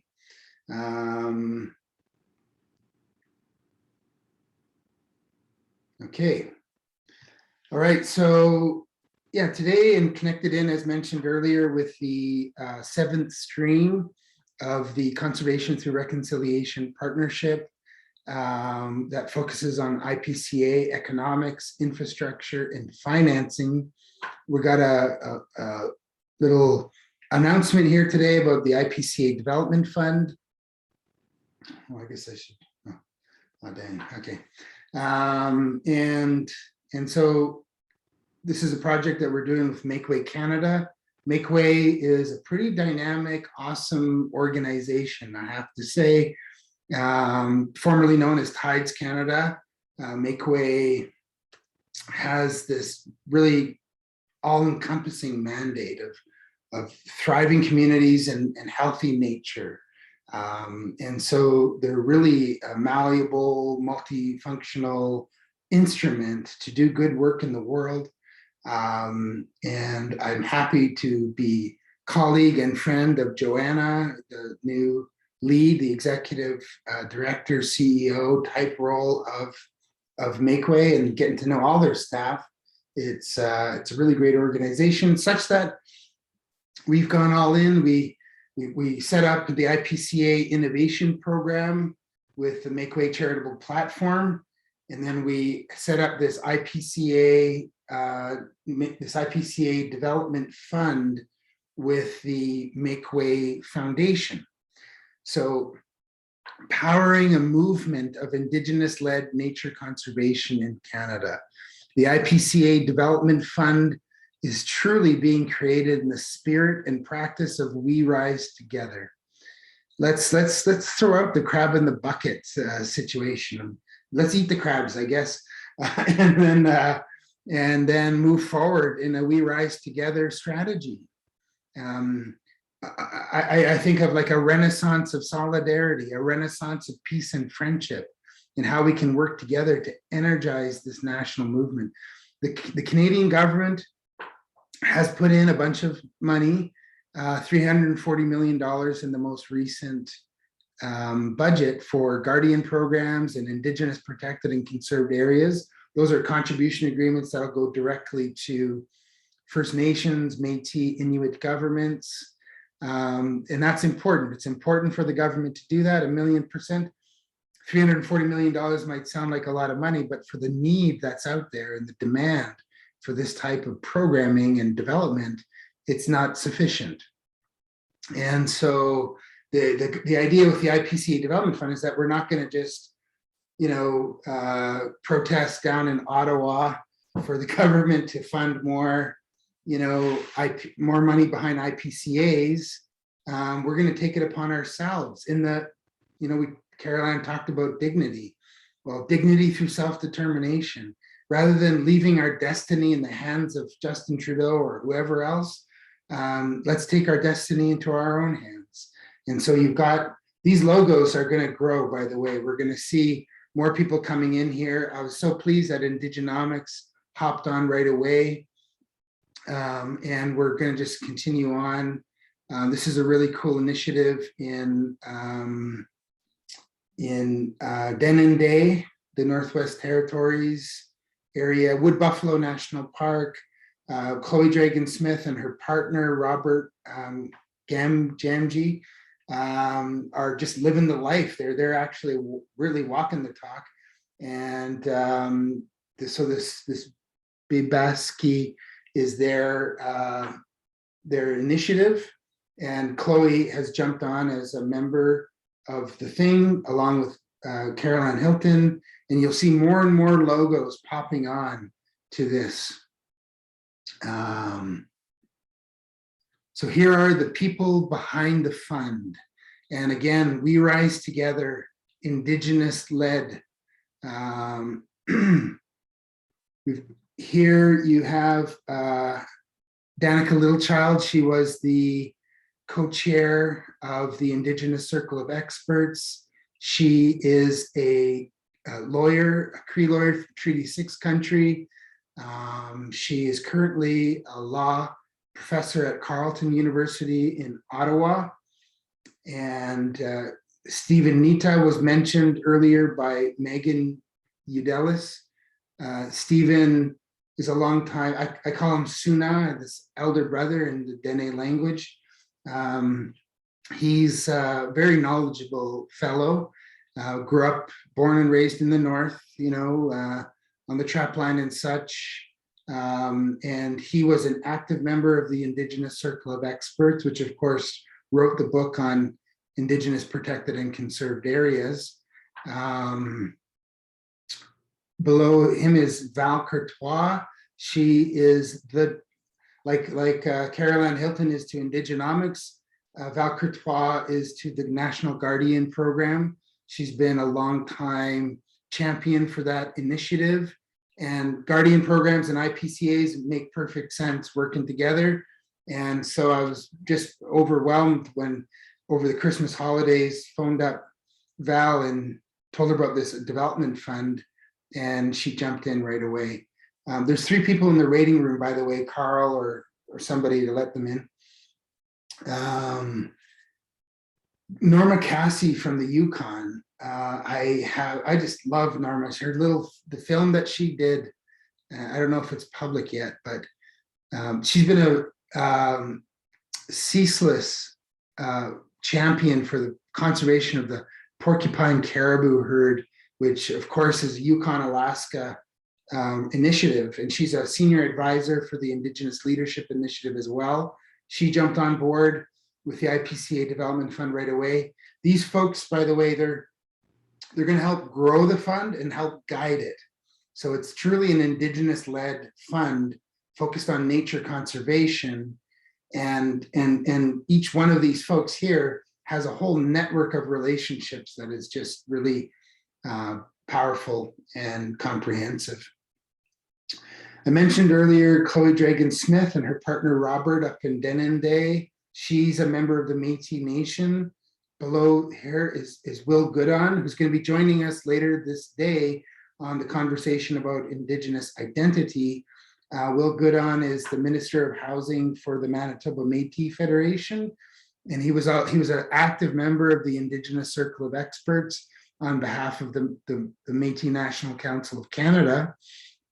And he's a hunter, fisherman, etc., who hunted a duck years ago and went to court for 4 years to basically argue with the province of Manitoba to say that the Métis have a right to feed their families and have common sense enough to know when and when not to hunt and what to hunt at what season. And so Will's been a leader of Indigenous economic practices in his own way for probably his whole life, but certainly in the last decades. And Caroline, Chief Gordon Plenis from Sauk Nation here's southeastern Vancouver Island, and other folks here. Anyway, Patricia mentioned earlier, Terry. I just realized I looked up and it's like 11:58, so I gotta stop myself. Wonderful group of people is the point. The basic flow of resources with the IPCA Development Fund, We Rise Together, resource flow is like a river.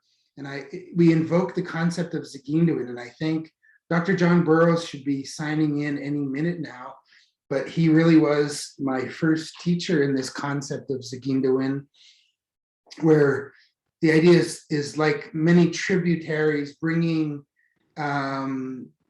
nutrients from the landscape, channeling in to the river, bringing those resources down to the lake or ocean, and in that estuary where all those nutrients are deposited is where the most abundance of life is found. And so you can see here that our strategy is to invoke many tributaries, and that these funds will be distributed to IPCAs to shore up, not replace, but to shore up government funding. And in some cases where the government decides they don't want to fund something because of whatever politics or scarcity of resources, then this IPCA development fund can fund those initiatives as well. Where the government has decided not to provide their support, we can still, we're taking our destiny into our own hands, remember. And so this investment portfolio will be looking at integrated capital models. We've got bright people like Jenna Stoney and others who are really, oh, there's Dr. Borrows joining us now. Elder Larry McDermott and Dr. John Borrows are just joining us. And just to let you know where we're at, Dr. Borrows we're just wrapping up the first phase here with our announcement on the IPCA Development Fund, which got kicked off before the Christmas break. And we have this group of people helping us to build it. There's two things I would highlight on the We Rise Together side is, number one, individual IPCAs can register their projects, their companies, whatnot, in this investment portfolio. And so that they can invest in each other. And there's also an IPCA reinvest mechanism that we have thought out so that we can really walk the talk of We Rise Together. And yes, so anyways, that's the announcement. We're now, the connection between this and the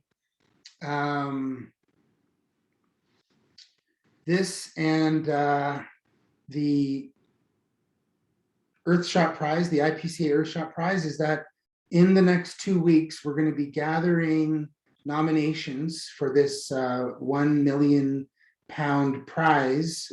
There's 5 of the prizes that are going to be given out every year for the next 9 years of this decisive decade. And so we have this opportunity to shine a light on Indigenous innovators, whether it's IPCAs or Indigenous-led conservation type initiatives, however they choose to identify themselves, of course. We have an opportunity to shine a light on them and nominate them. And of course, the ultimate hope is that one of these projects will be funded, the Earthshot Prize, and get £1 million. But in lieu of that, there's all kinds of stuff we can do to create a community of support. And that's where this IPCA Development Fund and the IPCA Innovation Program with Make Way Canada will really come in to give life to this IPCA Earthshot. And the last thing I'll say, and I know we're limited with time here, but the last thing I'll say is that we're also invoking the We Rise Together concept with this group of people, in that we, in thinking about the whale hunt. And so on the west coast of Vancouver Island, we're whale hunters. And when you bring a whale home to your community, to your nation, to your family, this is like bringing home $1 million paycheck. And we don't lock that away behind key and lock. It's shared with everyone, and it's about reinforcing relationships. And it's about, like Megan was saying earlier, you're not wealthy based on how much you hoard and have to yourself. You're wealthy on how much you give away. And that's how we transform material wealth into intangible wealth to travel through the generations in a less violent fashion. But going along with that idea of the whale hunt, each one of these individuals might have their own particular whale. And I'm talking metaphorically. And how can we support each other to go after that? As we continue to build and grow out this development fund in the We Rise Together strategy, that will just diversify the level of participation and support each other. So I'll stop talking there. We don't have time for question and comments on the fund. Feel free to stick around and reach out independently about how you may or may not want to be involved. I'm going to stop screen share here and actually leave that one. Will, welcome. So you just saw Will's face on the last presentation there. Let's get spotlight on John Borrows and Will Goodon and Diane Rusin, if possible, as well. I think she was out and then she came back in. Oh, there's Diane. Who's helping me on the technical side of things? All right, I'm gonna do that.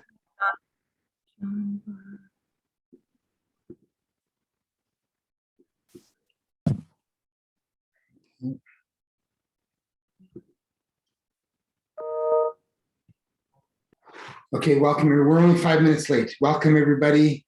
Thank you so much for joining us. Diane, again, second day here.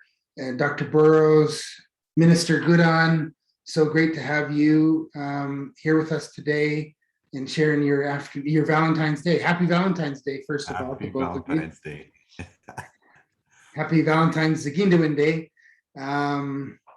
As I think you all know, and John, if your ears have been burning, this is why, because I've been telling people about how first in Banff, Alberta, I learned from you about in 2018 about this concept of Zaag'idiwin and reflections from nature, teachings from nature on how to have better relations with each other.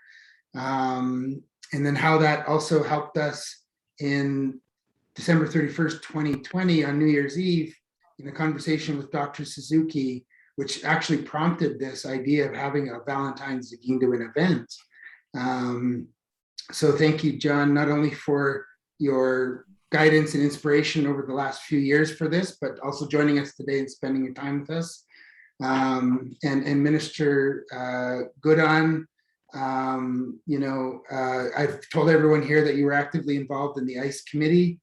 And through that, I got to know, the challenges that the Métis Nation have had with recognition and learning. And there's a special place in my heart, by the way, for this, because my mother's side of my mother was born in St. Boniface, Winnipeg, Manitoba.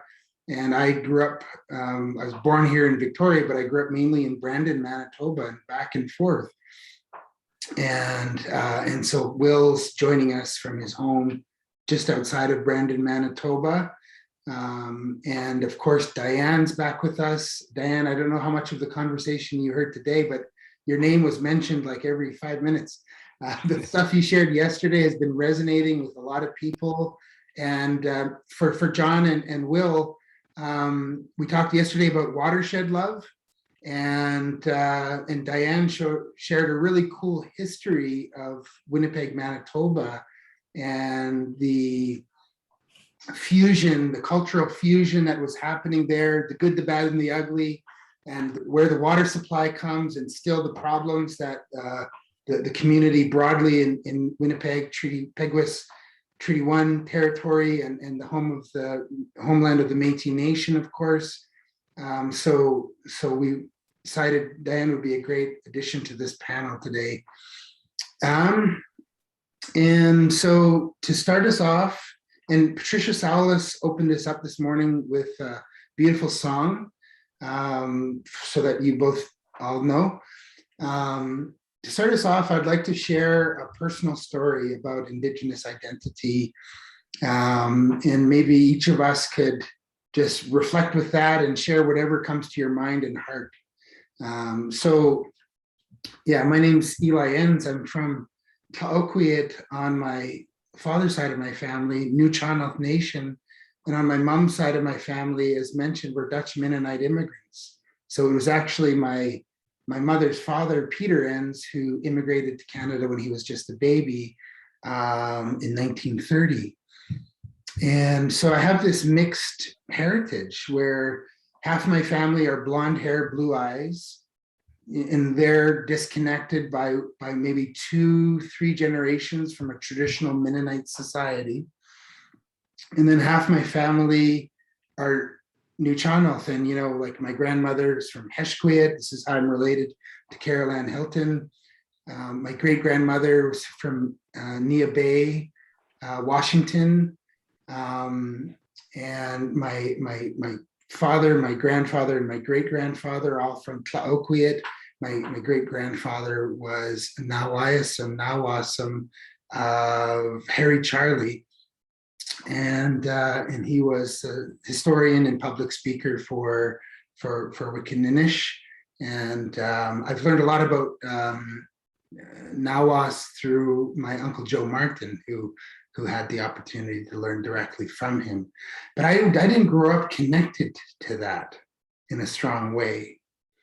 My father was highly impacted by the intergenerational effects of residential schools. And he raised his hand against my mother, and she, on more than one occasion. And when I was 8 months old and my sister was 2 years old, I was born here in Victoria, and we were living on the island. Because of this, and he didn't want to, obviously. I mean, my middle name is Bliss. Like he wanted that for me. He wanted to name me Bliss because this is what he wanted for us, his children, to have a good life, a happy life. And he tried to build a house for us at Ichatisht, and it didn't work out. And he tried to keep us away from the impacts of residential schools, but that didn't work out. He ended up bringing it with him. And my mother told me, for our own safety, she moved us away when I was 8 months old, back to Manitoba in Brandon, and we grew up below the poverty line there. We lived in homes that were torn down, and I never felt poor as a child because of the unconditional love for my mother. But the point is that she educated me when I was 9 years old, because I grew up with phone conversations with my grandpa Albert Charlie Sr., holidays, birthdays, and such. And he'd send me letters and send photographs and such. So my mother was really good at maintaining that connection, but I never talked to my father. I never knew him as a child. And when we were going back to visit on the West Coast for the first time, she forewarned me. She said, "We're not going to see your father when we're there." And she explained to me what had happened, but she did it in the most beautiful way. She said, when your dad was a little boy, he was hurt because of this stuff that happened with the residential schools. And then therefore, sometimes the cycle of violence is such that the cycle of domestic violence is that you repeat those things later in life. And so she didn't tell me, your dad is a mean person. He's not a bad person, but this is just what had happened. And we have to break that cycle. And so when I came back when I was 9 years old, I met Joe Martin, late Marcel Martin. He drove us out in the boat to go to Chachish, and I saw Joe carving a canoe, and it was just the most powerful thing for me as a little 9-year-old boy, reconnecting with that side of my family. And I got to hike around Ichachish Island there and meet my grandfather, my late grandmother, Mabel, as well, and other members of my family, and slowly, being reconnected. And so I've had this kind of mixed bag identity my whole life. In the schoolyard and at New Era School in Brandon, Manitoba, there wasn't much foreigners there at the time. I shouldn't say foreigners. There wasn't any recent newcomers. There was European multi-generational settlers. There was Dakota Sioux, there was Cree, there was Anishinaabe, there were Métis, and then there was me and my sister. we knew we were mixed bloods, Dutch Mennonite, Nuchanoth, living 3 provinces away from our place of birth. And we knew there was this Métis idea, but I also knew that I wasn't Métis. I wanted to think maybe I was Métis because I'm a mixed blood. I had to fight just as much with the Dakotas and the Crees as I did with the white, French and English white kids. And school ground was a racial battlefield. I'm sorry, but and so this was a, survival of the fittest, the best at sports, the best at fighting, all this kind of stuff. You just had to be better than the next guy, kind of a deal. And so so that was not a healthy way to evolve your identity, let's just say that way. Dealing with police discrimination since 12 years old and such, gangs, being involved in street gangs, violence, drugs, guns, negativity. And it wasn't until I met my relative, Ron Martin, the brother of Joe Martin, that really I got this first big gift from our people, New Channel peoples. I met him randomly at a cafe in Port Alberni, and one of the first things he taught me was that he said, Eli, you're none of the labels that society tries to place on you. You're not an Indian, you're not Native, you're not First Nations, you're not a 6'1" or a 6'2", or any of those labels, Aboriginal, Indigenous. It just goes on and on. He said, you are kuas. You are a real live human being. And I started to learn about these different teachings in our culture about what it means to be human, and how we can have a healthier internal world, and how we relate to other human beings and the broader environment beyond that. So and then throughout, I'll stop talking right away here and pass the mic, the feather. Maybe John, you could help lead us, because the recent debate and really heated conversation around identity has been stoked with the Barassa incident last year and others that have happened. I know, Will, like you're very much in the spotlight of talking about identity. And when over the Christmas holidays, John shared 5 minutes with me for a phone call, because we were in the middle of a Zoom call talking about this, because there's a crisis blowing up in one of our projects about Indigenous identity. And he spoke at length with me, but the way he ended is he said, you got to remember, we can't just talk about Zaag'idiwin on Valentine's Day.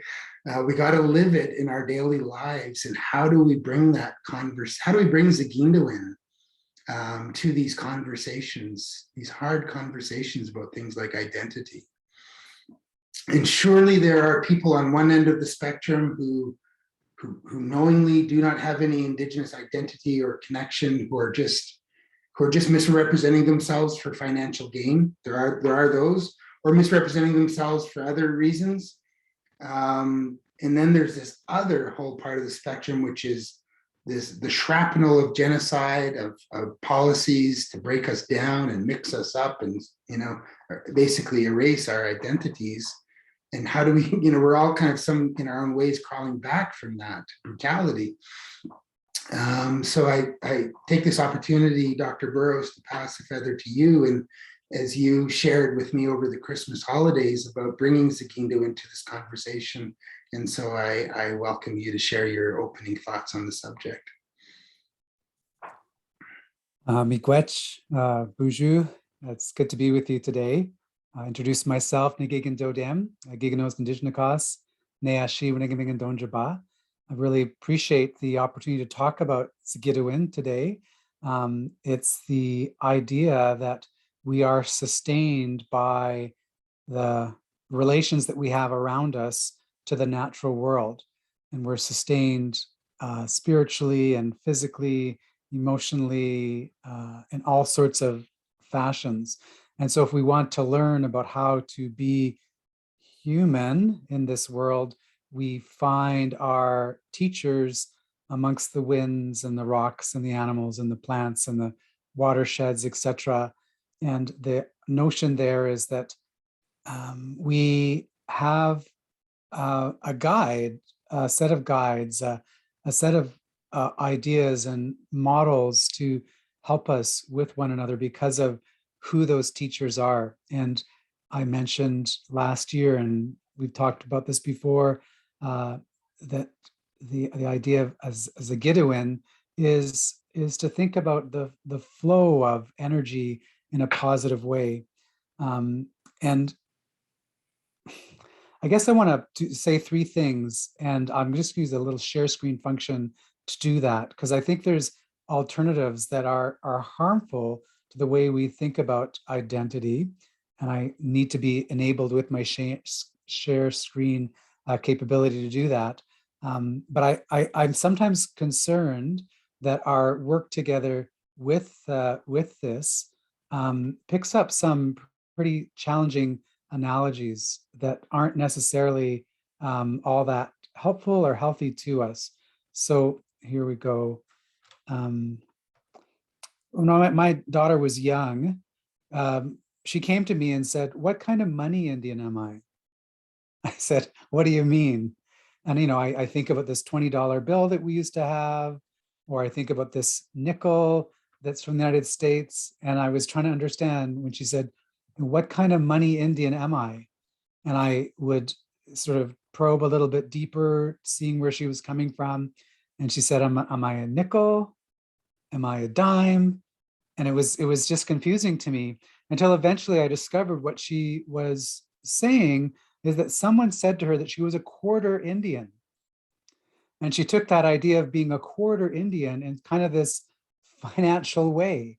And I was saddened, of course, to hear her think about herself as Anishinaabe Kwe in that way, some kind of money Indian. But I have to say that in some of our debates around identity, you know, there is financial gain to be gotten by identity, and it can be used for these purposes that are acquisitive in a way that can squelch human creativity and love in those ways that we think about what the land shares with us. So that was one sort of lens I had on this. What kind of money Indian are you? And then thinking about how sad that was with my daughter, but how, you know, that's a sense that's out in the world, is that you're a quarter or half or something like that, is which brings me to this point. When my daughter was attending Dartmouth College, she met a Miami woman, our relatives that are in the Ohio Valley. And that woman said to Lindsay, you know, blood quantum is the vampire of our people, right? Blood quantum is the vampire of our people. That, like sucking out of blood, taking blood as the measure of life and identity, especially when we're so dynamic as communities. You know, Anishinaabe people have Potawatomi, Odawa, and Haudenosaunee and Cree, and all sorts of people intermixed with us, including French and English and Icelandic and you know, Italian, etc. So to measure our identity by blood would be something that would eventually suck the life out of us, because these amounts get smaller and smaller and smaller through time. And there's no such thing as a purity of blood.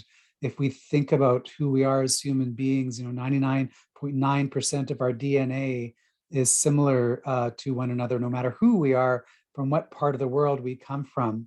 So measuring by blood has these challenges. And I appreciate that critique of this woman. And, you know, we have these stories about Wendigo that are these forces of consumption. And in consumption, they often consume their own through great appetites. And sometimes identity questions can be like these vampire, these Wendigo. They can consume us and take away those sources of life. I also think about this way of understanding identity. This is a pass from the 1930s, when Indians needed passes to get off of reservations, reserves, as we call them in Canada. And of course, we have, you know, cards now, like Indian status cards or Métis status cards, and they, you know, they have a purpose, they have a place, but we have to not forget that they are about passing, right? Passing as Indians in someone else's eyes. And so if we think about these ideas of, you know, finance and culture and state-derived conceptions of identity, sometimes I'm concerned that when we have identity conversations amongst ourselves, we replicate and we reinforce state definitions or cultural definitions around racialization or financial implications of what's there. And you know what we talked about last year and all throughout in this idea of Zaag'idiwin is seeing that we have our own laws, our own ways of working through these questions. If we look to the land, our language, our stories, it's not that those other ways disappear, but they become less important, and their space is more limited. And so as I've thought about identity, you know, I introduced myself as Otter, Nigigin Dodem. That's my identity. I'm a member of this clan, and it's a way of being in the world. Neashi Winigiming Donjaba. I'm a member of this place. I'm a citizen of this land, of these watersheds. That's my sense of identity, is drawn from those places. I'm living now in Wasanich Lekwungen territory and finding beauty in opportunities and relating to people here. And then I have this deeper history.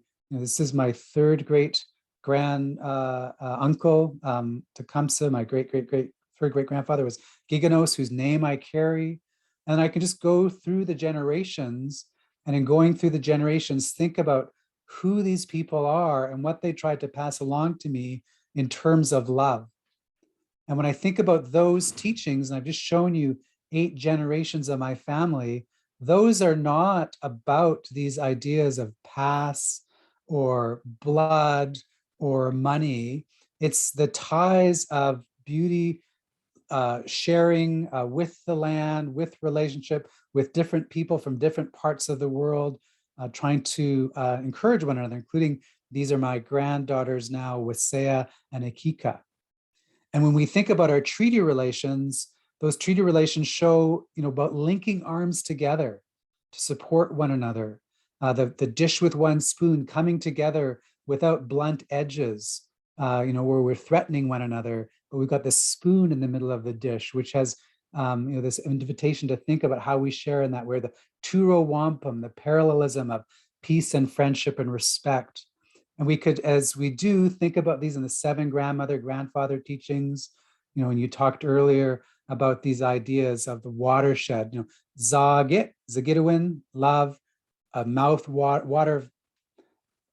a river is Zaagin, the plants growing is Zaagibaga, the sun shining is Zaagate, right? Those ideas of love, like we learn about love from the river and how it flows. We learn about love from how the grass grows, and we learn about river and how the sun shines. And you'll notice the treaty language there, right? As long as the river flows, the grass grows, and the sun shines. And each time that's talked about love. And we're taught about how to love one another, because Zaag'idiwin is actually mutual love. IDI is the reciprocal verb in the middle of that. And I can go into more detail around that, but and there's so much to say about that. That's the heart of the matter, but I think I'll stop there. Well, thank you for sharing that, Dr. Burrows. Very, very insightful. And, you know, of course, given the nature of today's event, Valentine's Zaag'idiwin, and tackling some exciting announcements and also some tackling some difficult conversations to be had, but doing it with love and humanity. In preparing for this conversation, there's been a series over the last 3 months of this, talking about various aspects of this. Somebody brought up the fact that, and I think, Diane, you mentioned this in your opening comments yesterday about how some people are still searching for their identity because literally they had been taken away from their families and exported to other provinces, to the United States, to be raised by non-Indigenous. This was a part of the acculturation. And so where do those folks fit in terms of Indigenous identity? You've got you've got, this is who you are as a human being. And part of being Indigenous, unfortunately, is dealing with that brokenness. And that has been state-led, church and state kind of collaborated destruction of identity. So maybe just to come full circle here, I'll next go to Will to share some of your thoughts on the opening thoughts on the subject, and then so we can have that for First Nations and Métis perspective on the conversation, and then we'll take it from there. Thanks, Eli. And just first of all, before I go too much further, I wasn't there, but I want to say thank you to Patricia for the song opening us. As Indigenous people, most of us know how powerful and how important it is to sit and listen to our elders. I had the opportunity this morning to, I had a little bit of a head start because I did another panel on our local Assiniboine Community College here on identity. So I'm all warmed up, but there I was talking about how fortunate I feel to have been working so long with my nation, but working with people, a lot of who aren't here anymore, who took me under their wing and provided me with wisdom. And I'm thankful every day for people like Senator Ed Head, who I spent 4 or 5 years before he passed away. And he was a wonderful, wonderful man. He was tough. He was a very big man, and he let you know if you were going down the wrong path, but he was also a very loving man. No, this is I feel very honored to be here, Eli, and to be on this panel with Diane and Dr. Borrows. Like this, I feel like a little bit imposter syndrome right here, right now, but I just a few things that I was thinking about in my head and about this and how, when you take that step back, because we get caught up in the bubble, we get caught up in the rat race, and we got to go here, and like, I'm the Minister of Housing, so I'm building houses in this community and that community, and seniors housing and family housing and a lot of different things. And I you get caught up in the rat race, but if you take a step back, and I have to do that, I honestly, for my own mental health, have to do that as much as possible. I have a little place about 1.5 miles where I grew up from it's on the Turtle Mountains, just about like 2 minutes from the American border, but we call it the bush. That's where us Métis kids, we grew up in the bush. And I go there, and I can't get cell service there. I go for a walk, I take my dogs, and I just immerse myself. And what I really like doing is looking at trees. It sounds weird. Trees are a big part of what I do. My dad, part of his, he grew up there. He was in a Métis community, grew up in a log cabin. Actually, where he was born is like 10 feet from where my cabin is right now. But he, when he left school in grade 7, cut fence posts and sold them to farmers.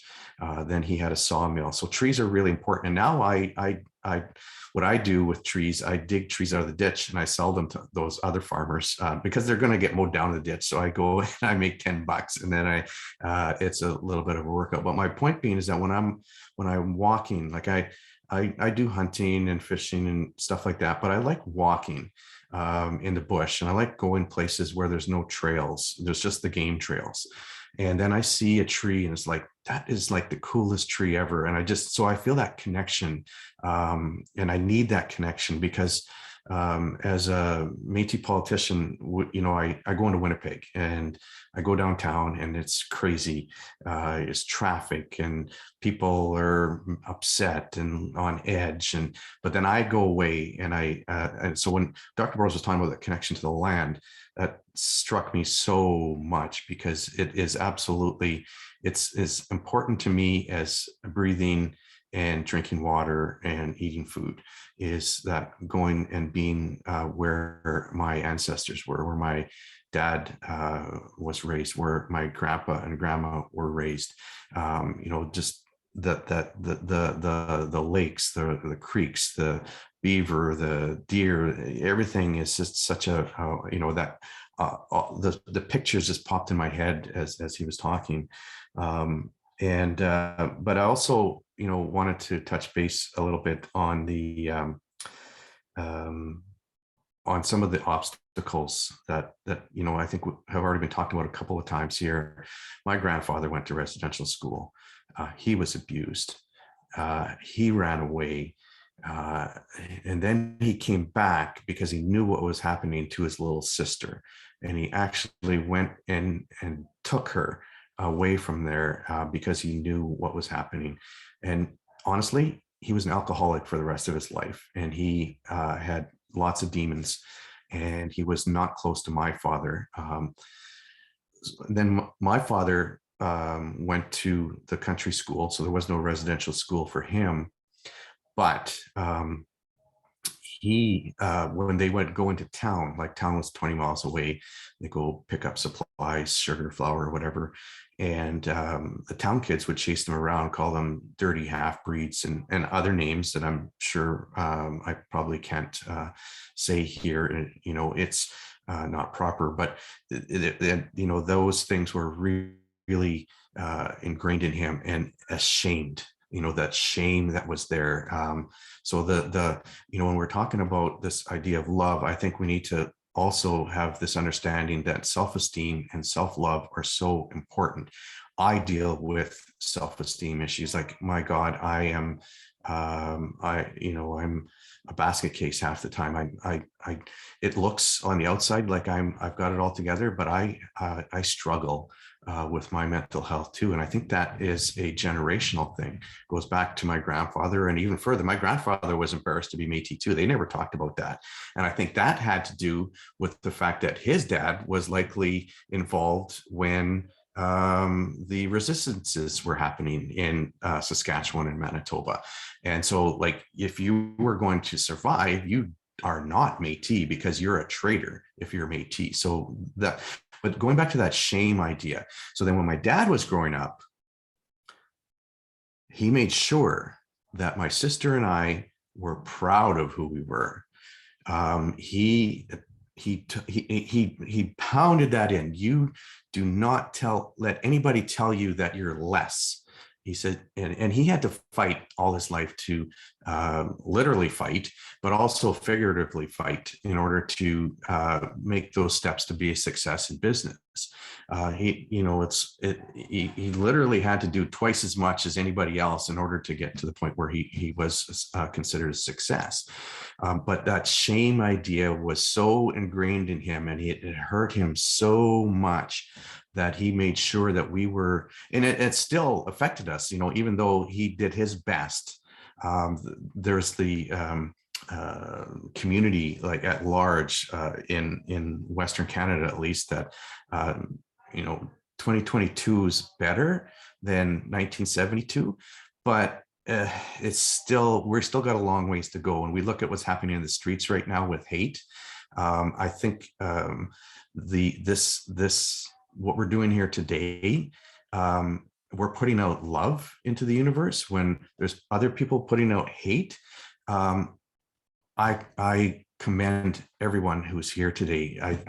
And you know what? And I can say without regard, because I don't know a lot of you, but I know a few of you, and I haven't seen you for a long, long time. I love all of you. And I think that is something that I think needs to be done more and more and more, because we are seeing more and more hate. And the only way to put out the fire of hate is to put I'm glad that Dr. Burrows talked about water and how it symbolizes that is the water of love. I'm getting all kind of a little bit cheesy here, but I think that's why we're here, right?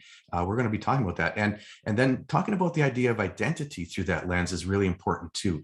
I've been very, very involved in the last 5 or 6 years on Métis nationhood, homeland issues, and identity, and how there are people who, like Eli said, who are doing it for very malicious purposes, but others who are hoodwinked into these ideas of identity. And I think the Métis Nation is caught in the center of the storm, because if you are mixed, like Eli talked about, a lot of people still have this idea that you're Métis if you're mixed. Just it's an automatic. You're mixed, you're Métis, and that is so far from the truth. And we can get into that a little bit later on, because I got a lot of things to talk about. But again, just thanks for the opportunity to be here and with this esteemed panel and the esteemed participants. You like some of the people who are here, fantastic. I just am feeling a little bit overwhelmed to be in such esteemed company. And just so everybody knows, Mr. Eli Enns is my brother. I love him so much that he's my brother, and he's very heavy, and he's my brother. All the different dimensions of love. Thank you so much for sharing those thoughts, Will, and also the vulnerability of talking about, like it's not easy to speak about, particularly in the society you're conditioned to not talk about those things, obviously, right? And so I know, Diane, you've got to leave at 12:55, so I want to pass the feather swiftly into your hands and share some of your reflections on this. Ani, Buzu, and Miigwech. Yeah, somebody on the radio or somebody in media saw the ad for this day today. And so they asked me if I would come onto the radio and talk about decolonizing love. So that's what I got to go do next. So I'm like, okay, let's talk about that then. And I get to be on it with Amy from Native Love Notes. If anybody hasn't seen, she's an entrepreneur and she has a business called Native Love Notes. Go on Instagram. Her stuff is amazing. And I get to be on there with her. So I'm very excited about that. I was on here yesterday and I said a lot of things and I don't want to necessarily repeat all of that. But as Will said, I'm going to carry on with all the cheesy. I'm going straight to cheese here because I do want to talk about all the lovey bits. And I introduce myself in my English name all the time. I don't always introduce my Anishinaabe name for different reasons, but because I'm on this screen with Mr. Burrows, I did have a chance to hear John speak at the University of Winnipeg in the before times. I am the chair of the Indigenous Advisory Circle there. And so my spirit name is Nigigumus. And so I had received that name from Elder Fred Kelly. And so when I hear the otter talk, then that's when I decide, okay, I will talk about my spirit name. I did receive that name through a vision quest and through Sweat Lodge ceremony. And so as everyone was talking today, Will, when you talked about that you have a cabin right where your dad was born, I was sharing with the crowd yesterday that my mom was physically born in Skowhenan First Nation. And I take my kids and we go stand right in that spot where she was born. And so here's another, like Will with your dad, like we're not, like for me, my mom, like that's one generation where we were bringing our children into the world, right? There was no hospital on the reserve at the time. And so it was, it was snowy because it was April. And yeah, so like the aunties and the cuckoos and, that's who brought my mom into this world. So we have that knowledge and it's right there. It's right with, it's been interrupted a little, but, we talk about insurgents and resurgence, but it's there. And I was talking about love and I should have, as you guys are all talking, I'm like, oh, I should have said all the stuff I know or the little bit that I know about, how it relates to water. And John really brought that forward. And part of, when I received my name, Elder Fred Kelly talked about where we come from, and like being star people, and how children choose us, and how children come from the stars, and how there's a sacred connection with our wombs. And so there are 4 kinds of sacred waters in the world, and the rivers and the lakes and the fresh waters, the oceans, the salt waters, and then the water that falls from the sky, the rain, and then the 4th water being your womb. And so how women, we're very connected to bringing life into this physical plane, and it's very connected to water. And we have grandmother mood, and it always blows my mind to think about how females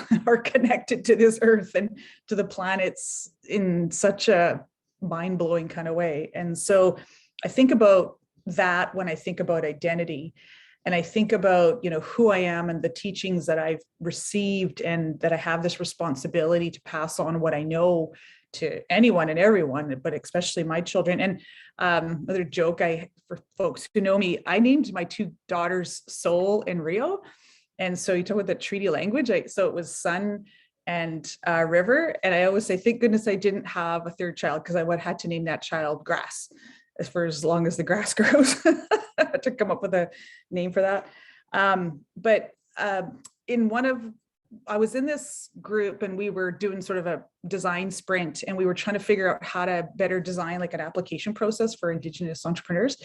And I was really railing on this, like, I don't kind of want to know who you are professionally. Like where I come from, we say, who's your mom? Like, where are you from? Like, we ask those questions versus not, I don't care really where you work. Like, I want to know who you are. And one of the ladies that was on that call really came forward and said she was super uncomfortable because she had been a part of the 60 Scoop. And so she didn't know the answers to those questions. And I was taken aback, and I'm like, oh my God, because I do that all the time.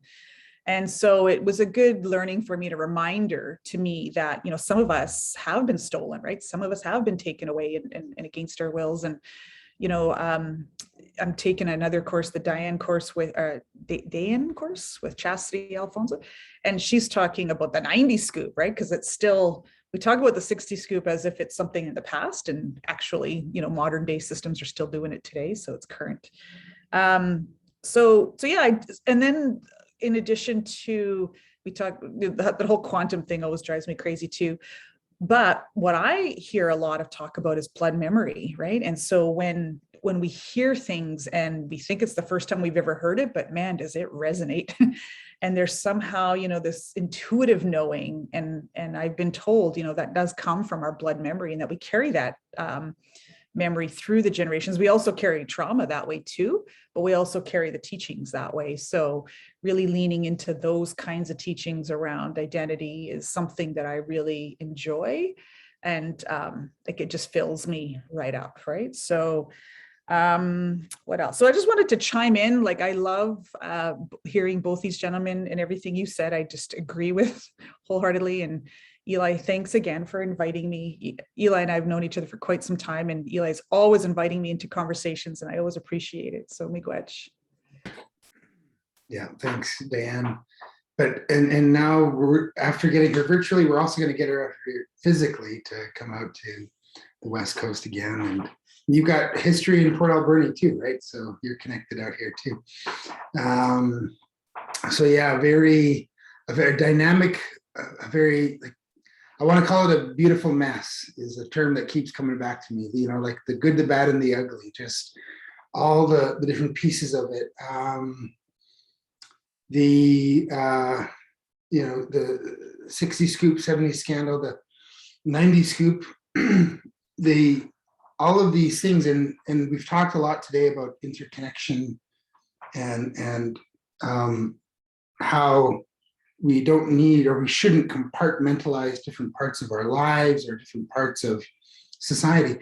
Oftentimes we want to put these things into the basket of social issues, right? What's happening in the North End, in Winnipeg, as like urban Aboriginal issues. But then how is that connected? And Diane, you spoke about this yesterday. How is that connected to what's happening out on the land?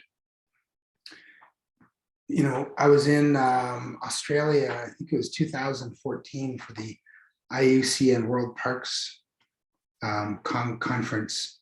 And there was a really lovely Indigenous Aborigine woman from Western Australia.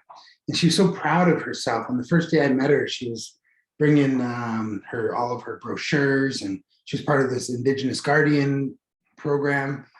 And she, and then the next day I met her for coffee, and she was just somber looking, just like the life had been taken out of her. And I was like, what's going on? And that day, the Western Australian government had announced the unilateral decision to close 100 and defund 100 Aborigine communities, with the idea to try to urbanize these populations, get them off the land, get them into the cities. And you know what happens in the cities? I mean, Will, you've had the shrapnel of your own identity stuff, but and the peace you get from walking with the trees, and that's your solace from the ugliness. I feel, like I'm just like kind of reading into that. This is from the ugliness, the gift to be able to go out on the land and have that peace. Diane, you talked about the core of love is peace and security yesterday. How to get peace if you're in an urban center where literally every time you turn around as an Indigenous person, even though in 1951 they canceled, they overhauled the Indian Act, because between 1885 and 1951, it was not only was it illegal to potlatch, Sundance, all the sacred ceremonies were outlawed, but it was also illegal for 3 or more Indigenous men to be in a public place. If you're 3 Native men in a public place, you could be fined and jailed. And even though that was overhauled in 1951, the practice still continued. I shared yesterday that the aunties of my friends I married in, at 13 years old, I became a father. I married in. My daughter was born when I was 14, but I married into the Anishinaabe community that way, and became blood brothers with the boys in that family, and had a baby with the sister. And the aunties they would tell us, like, only travel in 2s, never travel in 3 or more, because so we would be all of us young guys would be hanging around, and when we had to go somewhere, first 2 would leave, and then 2 more, and then 2 more. 5 minutes later, 2 more, and we're all going to the same place, but we'd never walk in a crowd because of that law was still being enforced. And so, anyways, my point being is that where Diane's work with the Winnipeg Boldness Project and resuscitating and strengthening families in an urban center is completely connected with what's happening out on the land and the displacement of our people and channelizing. And so that's part of the opportunity and the challenge of what Indigenous protected and conserved areas can be. It's an opportunity for us to reestablish those relationships with the land in a good way. And so I know Diane has to leave to join the radio in 4 minutes here. And John, are you able to stay with us longer, or do you have a more constrained time? I have 10 minutes. Okay, excellent. So maybe now we're coming full circle, and we'll pass the feather back to you and any reflections that you have with what Will and Diane have shared. And then we'll continue from there. Yeah, I really appreciate what everyone's said. And I think the point is to be more vulnerable, but also recognize that we need to have one another's backs when that vulnerability is expressed, because it's very hard to do this alone. And it is the case that love that's reciprocal has to be, beyond an individual. And it's so good to be able to be with you as a group today and feel that in the work that you've done over the longer term, Eli.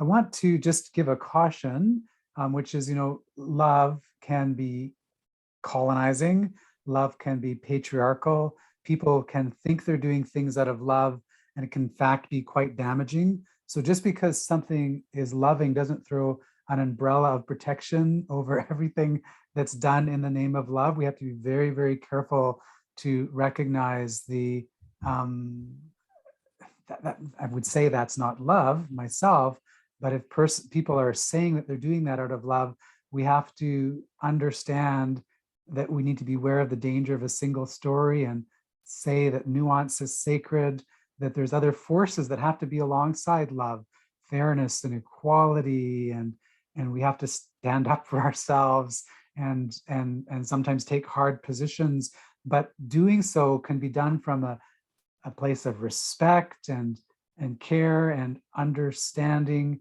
As hopeful as I am that can be the case, that doesn't always happen. And so we have to recognize that as one dimension. There's a little caution around that. And another sort of caution is to understand that disagreement is okay.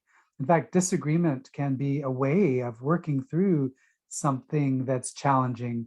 Often those that you love the most, you end up fighting with the most because you have trust with them that you can express your point of view and say something that's difficult or half-formed, and there's an opportunity for it to come back and be recirculated through you in perhaps better ways because you learn from them. So this isn't just like a group hug, although there is that aspect to it, but the recognition that love can sometimes be dangerous and misused. Also the recognition that doesn't take disagreement off the table. In fact, being respectful with one another is to respectfully disagree when the time is right and do it in the way that's calibrated to the situation, and also put other values beside love as well. It's not the only thing that we need to be taking care of.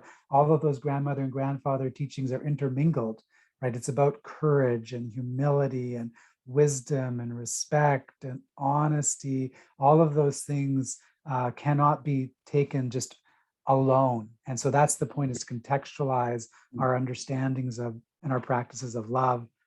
Thank you. Yeah, beautiful. And that reminds me of what Diane said yesterday about she recited the 7 teachings as well, and then talked about how love, for her anyways, was kind of an interconnecting piece. Interestingly, I know you only have a minute left, Diane, but it's actually 12:55 right now. Do you want to say any closing words as you sign off?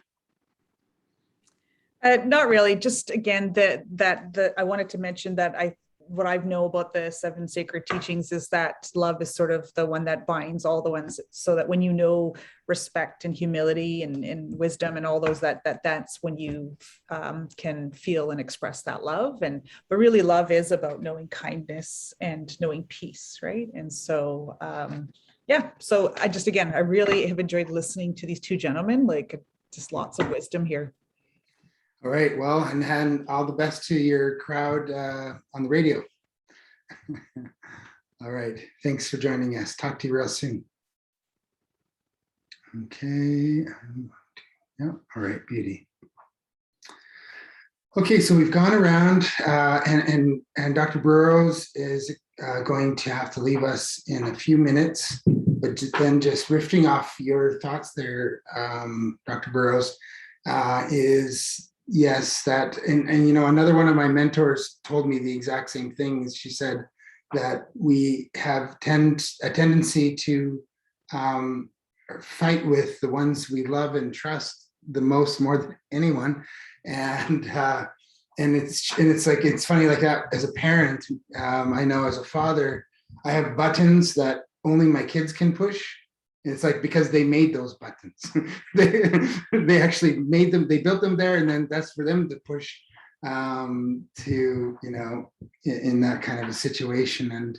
And you know, to take it to the other scale, like the worst possible thought as a parent is to lose a child. And you know, so it's those deepest, strongest loves that also can hurt us the most. And there's this beautiful balance. And I think the part of the untold story of this conversation is that in this society today, we've been taught to focus on happiness. Just to be happy is the most important thing. And this is one of the really cool things about kuas that Ron Martin and other Levi and others taught me about humanity from a Nuchano perspective was that as human beings, we're gifted from Creator with a full spectrum of emotions. No matter what you're feeling at any given point in time, it's okay to feel those things. That's part of being human. Just don't get stuck. Being stuck in happiness is just as dangerous as being stuck in anger or sadness or jealousy or whatever, but those are all gifts, and we move through them fluidly as we interpret the world, as we encounter the world. And so, yeah, do you have any final words as you have to get ready to sign off, Dr. Burrows, and then we'll kind of open it up to a broader conversation with others on the call today. I think just my final words are of appreciation, the work that's being done by everyone, but the work that you were talking about just as I entered the Indigenous protected and conserved areas, that's a way of expressing love that gets something out onto the ground in action. And so love isn't just an idea, it's something we do, right? It's a verb, and as a verb, it interacts with people and the earth. And so I really appreciate the IPCAs and how that can be a dimension of embodying and living the things that we're talking about today, making it, from the abstract to the physical, etc. So thank you for the time to be here and the work that's being done. Wonderful. I will say goodbye to you. Okay, great. As Dr. Burrows is signing off, I'll say he's on our circle of advisors with the Isak Olam Foundation. The Isak Olam Foundation is co-hosting the Zaag'idiwin event with the Conservation Through Reconciliation project, and the RJC Engineering is also with us today. Have a great rest of your day, Dr. Burrows, and thanks again. We'll talk again before next Valentine's Day. All right, so this has been a great conversation. I'm sure there's a range of different emotions and different thoughts in the crowd. Is there anyone? I'm gonna say maybe let's go to gallery view a little bit here. Is that possible? I think I'm still spotlighted, but I'm looking at the gallery. No pressure on anyone in particular, but if there's anyone who's particularly inspired right now to join the conversation, I see a few familiar names. I see Dr. Dan Longboat. I see Larry McDermott, I thought I saw. Marilyn Baptiste. I think Emily had to leave us to maybe some internet problems or such. Marilyn Capriol. Anyway, if you're so inspired to put up your hand and join the conversation, please feel free to. Oh, there's Dr. Longboat, who has. Hey, Sego Eli. Sego Guego. Greetings, everyone. I almost say what Zaag'idiwin and Suwatsanuni Dana Guego Scano. And I hope that you are all happy, healthy, and at peace. So Eli, you called me out. So just let me share a real quick thing with you all. Sure. So we were talking about love and connection and identity, and those are really important concepts to be able to share. So in Ganyak Geha in Mohawk, I'll share with you, our understanding of what love is, and I'll share also with you our connection to the earth. But it'll be real quick. It's a long one, but it'll be real quick. This is the Instagram version, I think they call it. Or in our day, it's the Cole's Note version. So when we say Gunarunkwa, I love you, the root word, and we can say when we say that word Gunarunkwa, we can say I love you. And love is really funny, as a language learner, it has come that it's really cool to be able to study language. And in terms of, you can't say, I love my dog, or I love my car, or man, I really love my TV. You can't say that.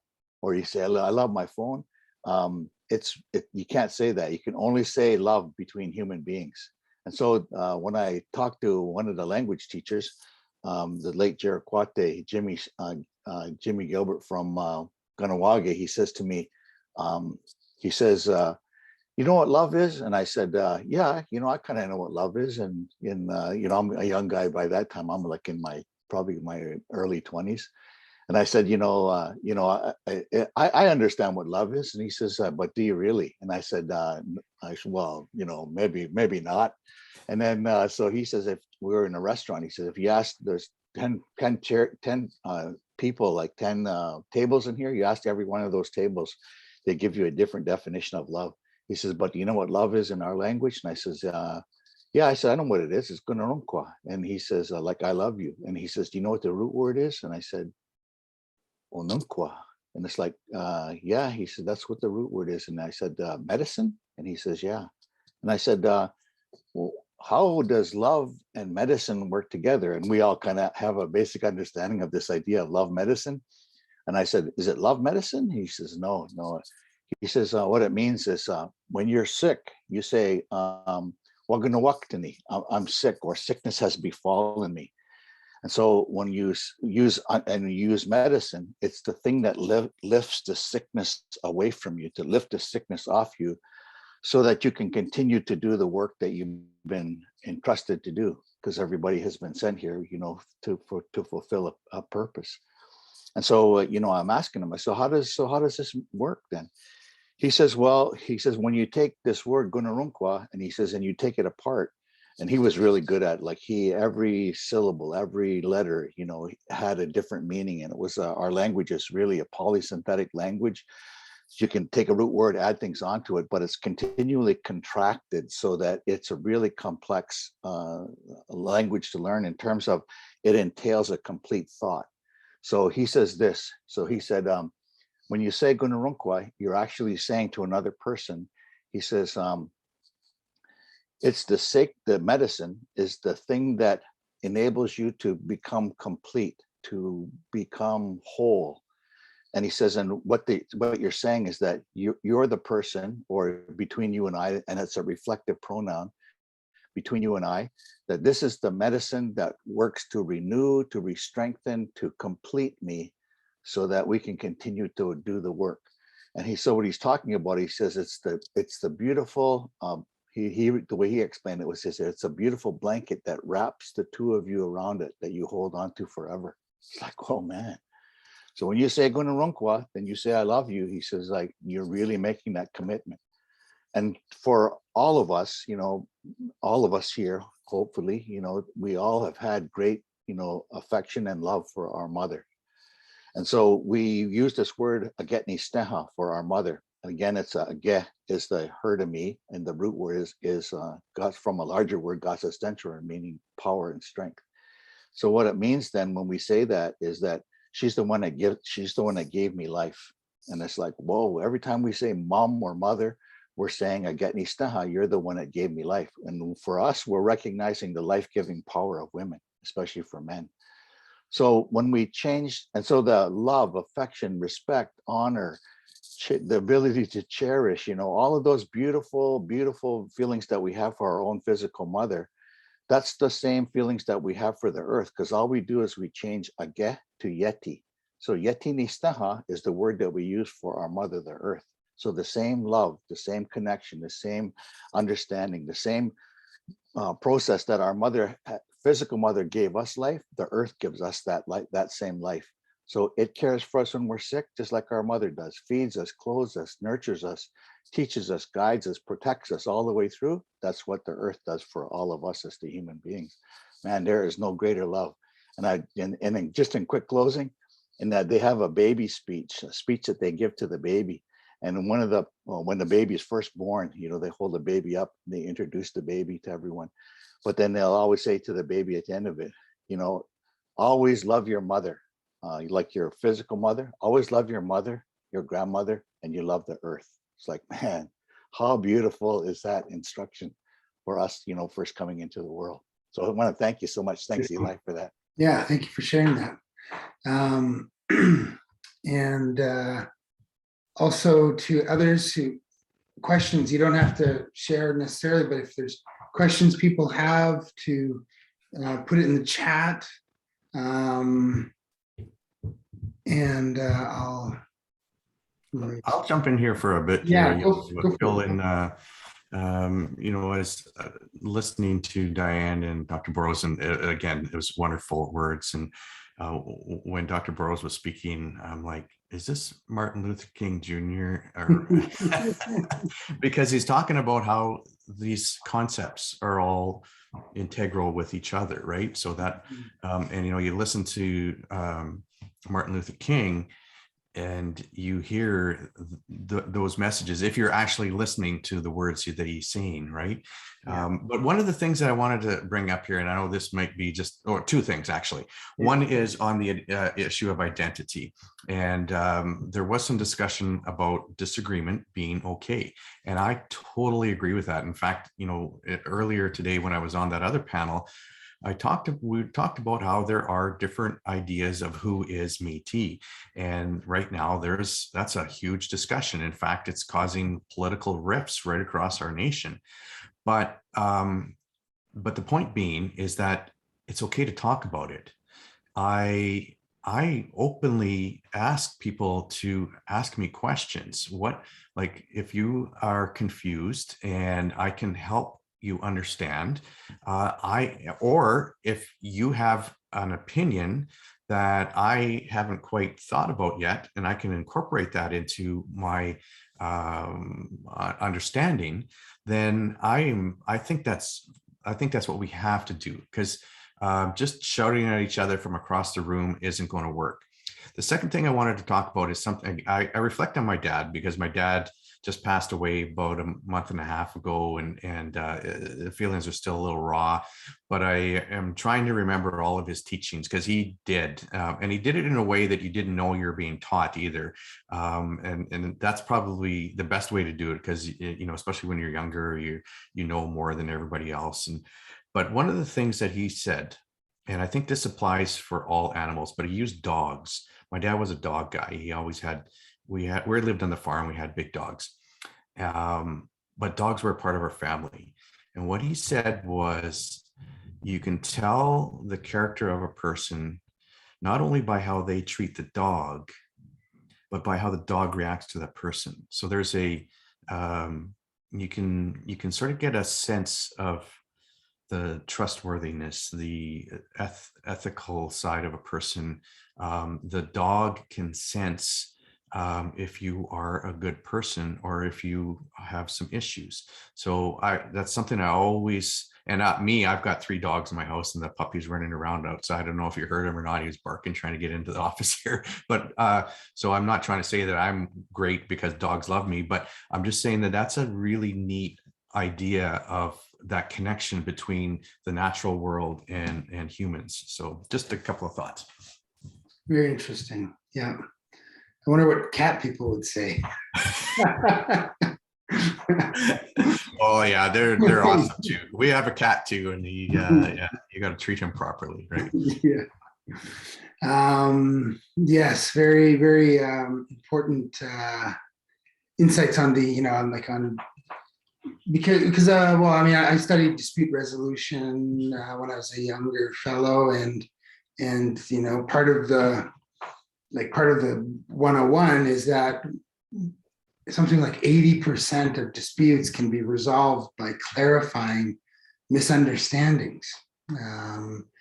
And it is true in my lived experience as well that, and so you have to, in an ideal sense, like, am I missing something here? Like, here's what I'm feeling, here's what I'm thinking based on this. And I'm open to the fact that I might not know it all, I might not have all the pieces. Am I missing something from this equation?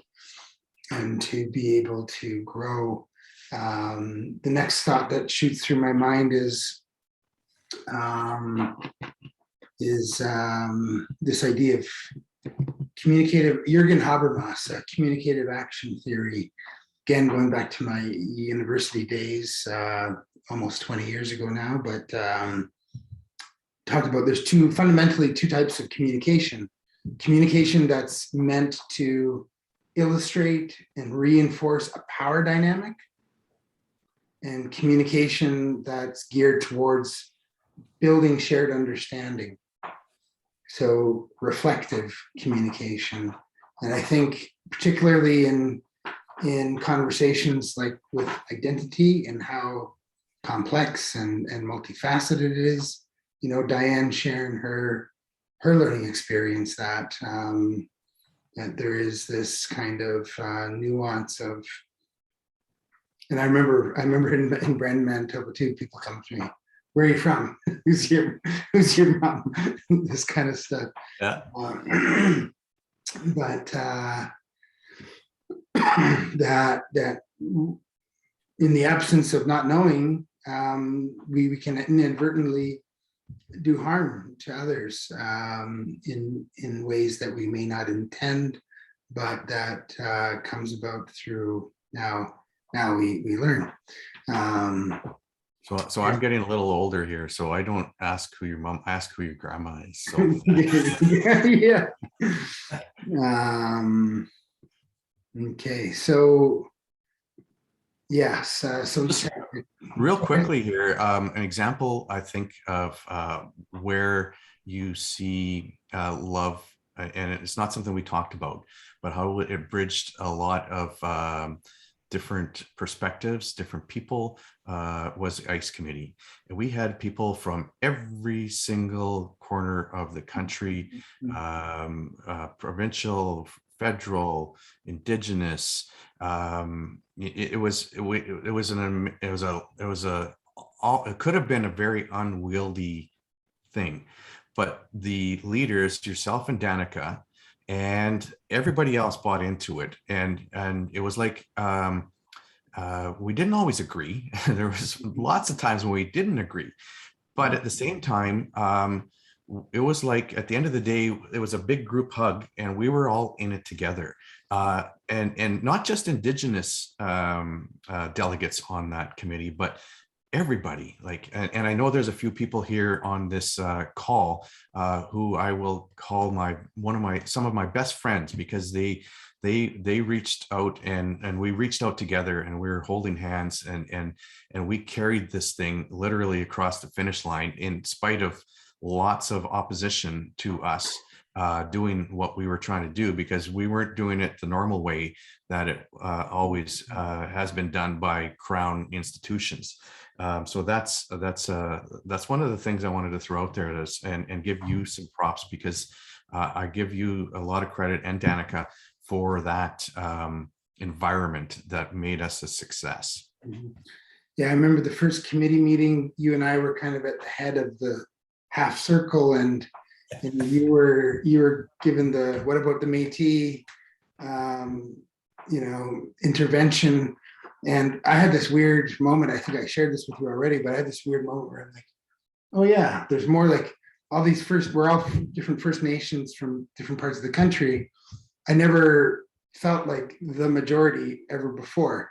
Like generally that's been my perspective of, hey, we should be a part of this conversation as First Nations or as Indigenous peoples, but never be on the other side of that. So it was, and then, I think I just put my arm around you and I said, yeah. It's okay, man, we're gonna. It's like that scene from Step Brothers. Did we just become best friends? Yeah, so this is the, and then, that's the other thing I'll say there, is that when you have those relationships, like you said, you don't always agree, you don't always see eye to eye, but the relationship can help pull you through difficult times. And in fact, that was the founding principle of this, one of the founding principles of this country. Larry McDermott's on the call here. He often talks about the zagging lines of the wampum in 1815 and the Pledge of Allegiance, and how it was foreseen that we would have ups and downs in our relationship.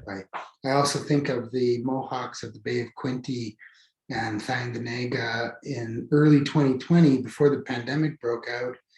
They read out a letter on the blockades on the railway that they had sent to the Crown in terms of the Silver Covenant Agreement, that like any piece of silver, from time to time, if neglected and unused, the silver can become tarnished, and when that happens, we make a commitment. Our relationship likewise can become tarnished, and so when that happens, that we come together to together shine that relationship and make it bright and new.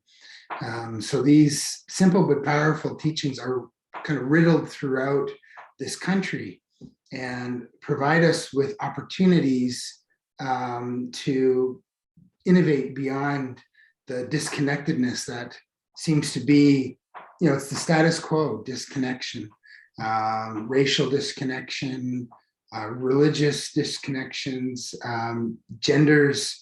There's so many layers: pro-vaccine, anti-vaccine now.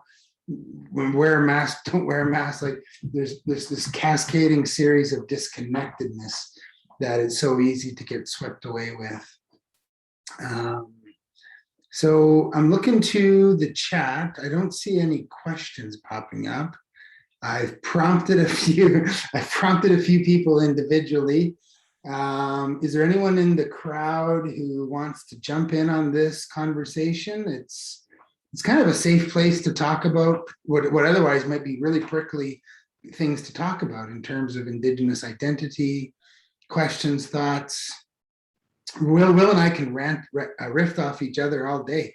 But, it'd be great to have some questions, and that I find that's the best way to get into some deep issues, is to do that back and forth, right? I guess in the absence, while people are gathering their thoughts, I'll share this. I've been enthralled by a particular film recently that is kind of funny. I just happened upon it. It's called Midsummer. And it's kind of like a thriller. I definitely don't watch those horror films where they use really loud noises to make you jump out of your seat and stuff like that. I don't like that. And I don't really buy into like the grotesque horror films.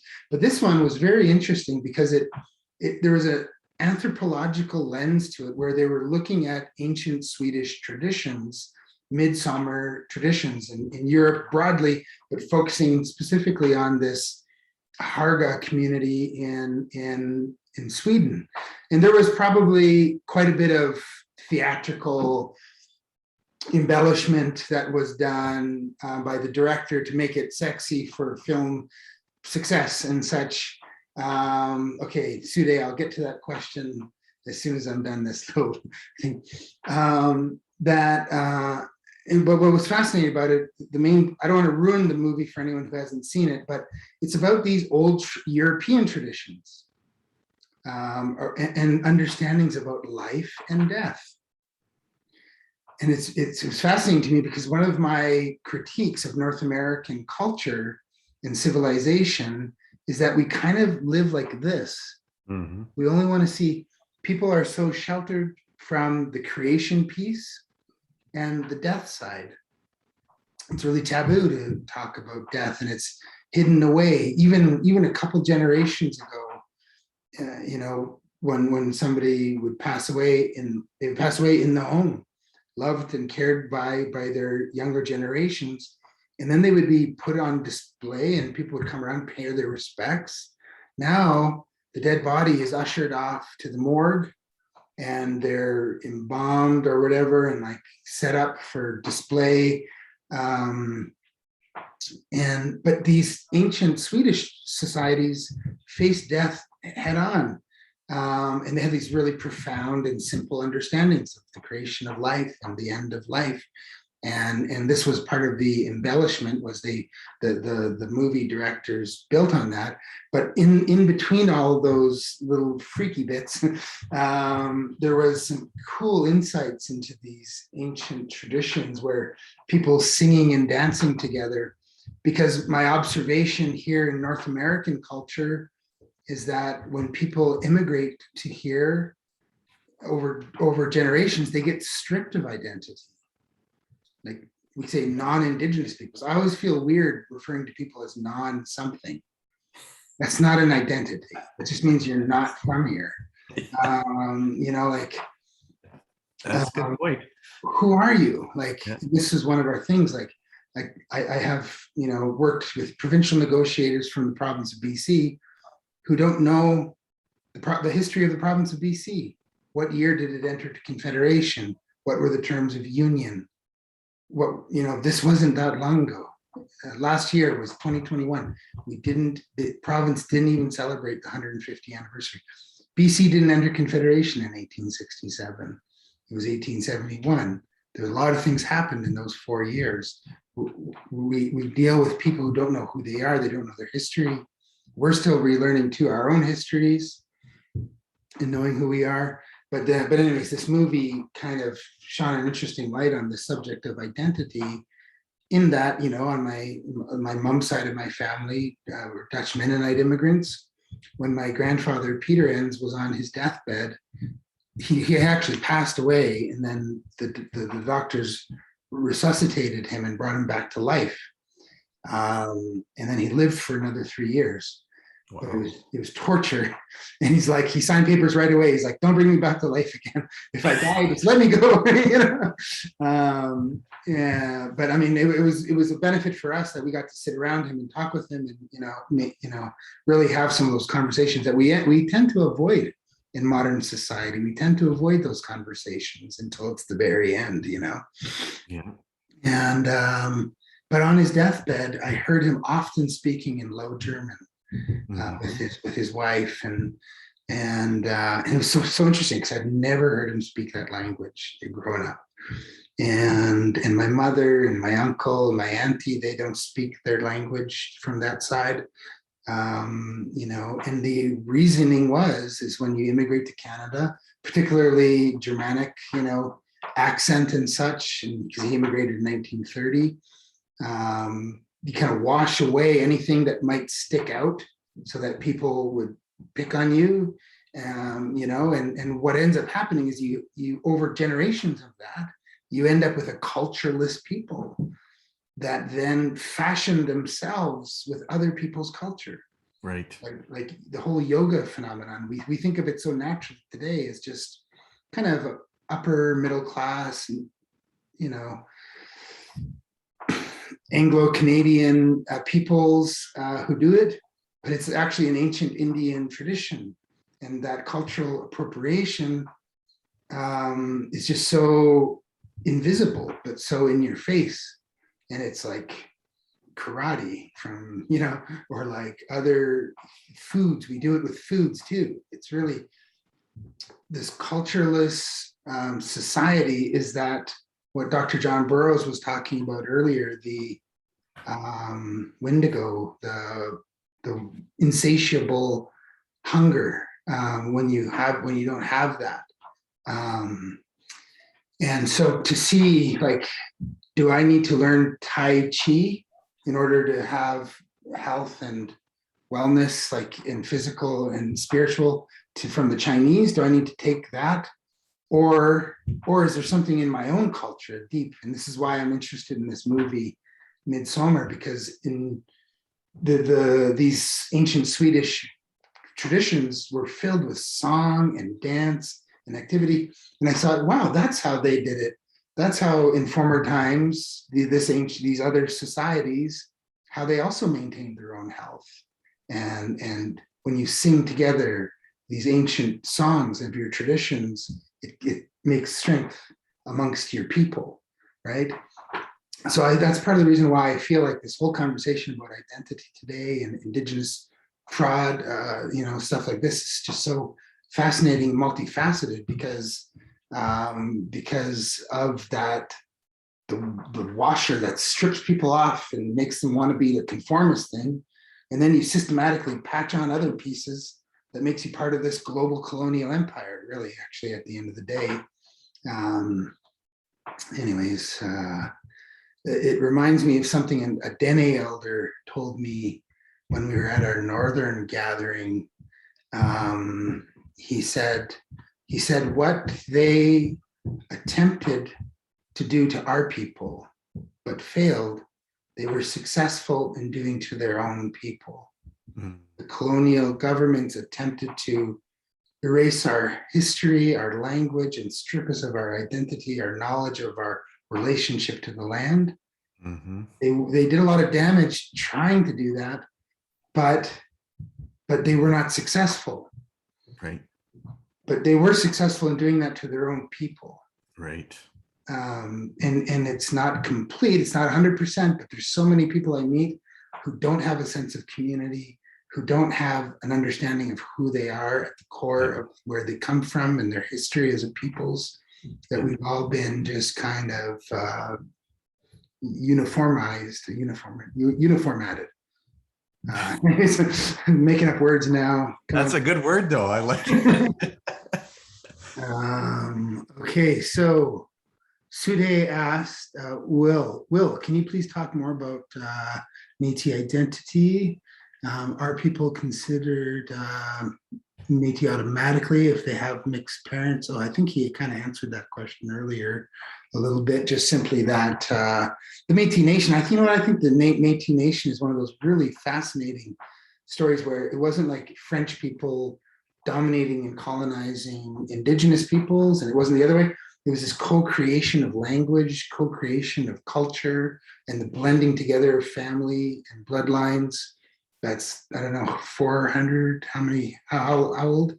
Yeah, like 350 years ago. Years old. Yeah. So, but I just want to build on one of the things that you talked about and losing the culture, because that is, there's a tie-in to this idea of Métis identity. But just real quickly, Métis identity, the Métis people were a new Indigenous people that developed through the intermarriages between Europeans and First Nations. But this, and that happened everywhere that colonialism happened. So it happened everywhere. Like it happened in Asia, it happened in Africa, all through the North and South America. But it only happened, the particular thing that happened here in our homeland is that we became a new people, that we weren't just on the fringes of either society, and that there was a new language, a new culture, the food, the dance, the music, everything is absolutely distinct. So the reason why I'm Métis is not because I have a First Nations ancestor from 300 years ago, but because I have a Métis ancestor who once there was a critical mass of these people on the prairies, then there became a new people. And so my ancestry goes to my Métis ancestors, not my European and First Nations ancestors. So if you were to, let's say there was somebody who, a couple got married today, and one is, we talked about Sweden, so one is Swedish, okay, and one is Mohawk. So what a friend of mine asked me this question, and this was we're eating Chinese food just like 25 years ago. He's a professor. He actually worked on RCAP. He asked me this question, like, and it sort of frames the idea of mixed versus us being Métis, and that is if that were to happen and they had a child, according to this idea of mixed being Métis, that child would be Métis. But why would that child, he asks, want to say to his father, your culture, I don't like it. I don't want to do anything Swedish. Say to the mother, I don't like your culture either. I don't like Mohawk. I don't like either one of your cultures. I'm going to pick a brand new culture. They play the fiddle, they dance the jig, they speak Michif, they wear flowered beadwork. Has nothing to do with my mom or my dad, but I'm going to pick a brand new culture. I'm going to be Métis because I'm mixed. Well, that's obviously false and wrong. And that's this idea of shedding your own culture. Like you should celebrate your mom and your dad's culture. Like, and do that, learn the language, learn how to cook, learn the music. learn how to dance. Like all these cultures around the world have all these indicators and markers that make them distinct. So celebrate your mom's culture, celebrate your dad's culture, but why would you pick a brand new one that's 1,000 miles away to say, I'm going to be Métis and I'm going to learn how to do the jig? That doesn't make any sense at all. But I'm trying to be funny, but hopefully it makes a little sense. So like, say if there was a whole community of Swedish people and a whole community of Mohawks that all decided to intermarry and then fuse their Swedish and Haudenosaunee or Iroquois, whatever Mohawk customs to create a fusion language of Swede and Mohawk and cuisine and culture, then you fast forward several generations, and now that's becoming a distinct group of folks. Right, and that could be, but they're not us still. They are brand new, so they could be themselves. They could be brand new people. Yeah, but interestingly, the other part of this is just like, and I mentioned earlier that, growing up in Brandon, Manitoba, and being like, okay, I got to fight with everyone on the thing, like I got to fight with Cree or like the French-speaking white kids, the English-speaking ones, and the Métis. Well, actually, I didn't end up fighting with too many of them, but I just knew, well, we didn't. But I did. I needed a sense of belonging to something. Yeah. Right?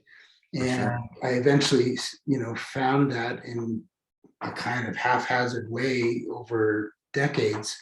But this is interestingly a part of the Canadian experience that not even if you take the Indigenous side out of it, I have people that I've connected with over the years who are of two very different looking races, and they're the first hybrid generation, so to speak.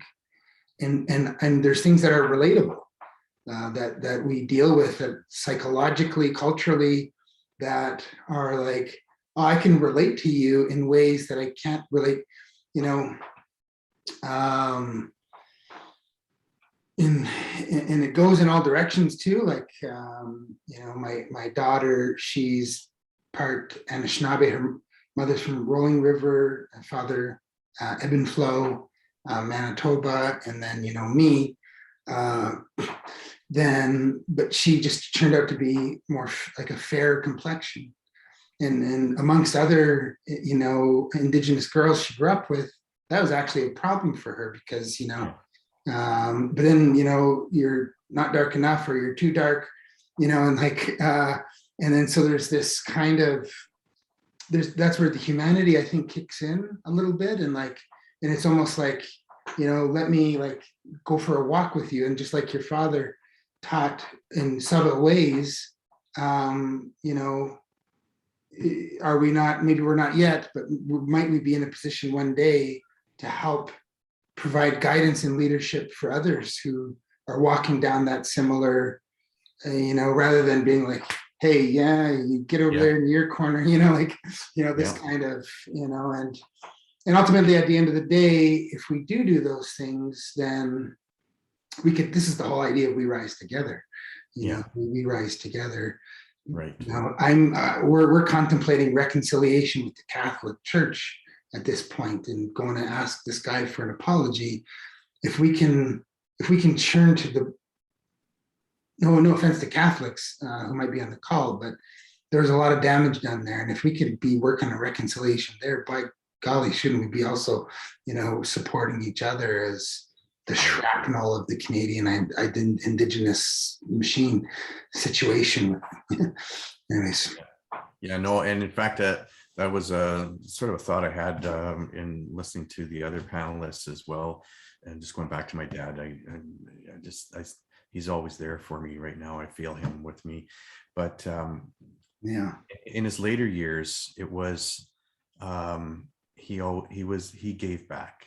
Like he did that throughout his life, but especially as he knew that his life was getting shorter on this end rather than from when he was born. But to give, to help, to offer that hand, to just give a little bit of advice to somebody, not intrusively, but out of love, and it didn't matter. Like, obviously he loved his family and he did that for us, but he did that for young people, people who were just starting on their careers or just starting out, taking that leap into life. And that to me is one of the most profound lessons that I need to take. And I'm trying to emulate him, doing a very poor job, but in my job as a leader in the Métis Nation here, I have the opportunity, and I never turn it down, to work with young Métis people and encourage. That's the first thing I do, is encourage. You can do it. I know you can. You have the ability. Look at you. You're so much, and a lot of that has to do with my dad, but a lot of it has to do with me, because I need to tell myself those things. And I never was, I love my dad, love my mom, but I never was told those things, that I can be whatever I wanted to be.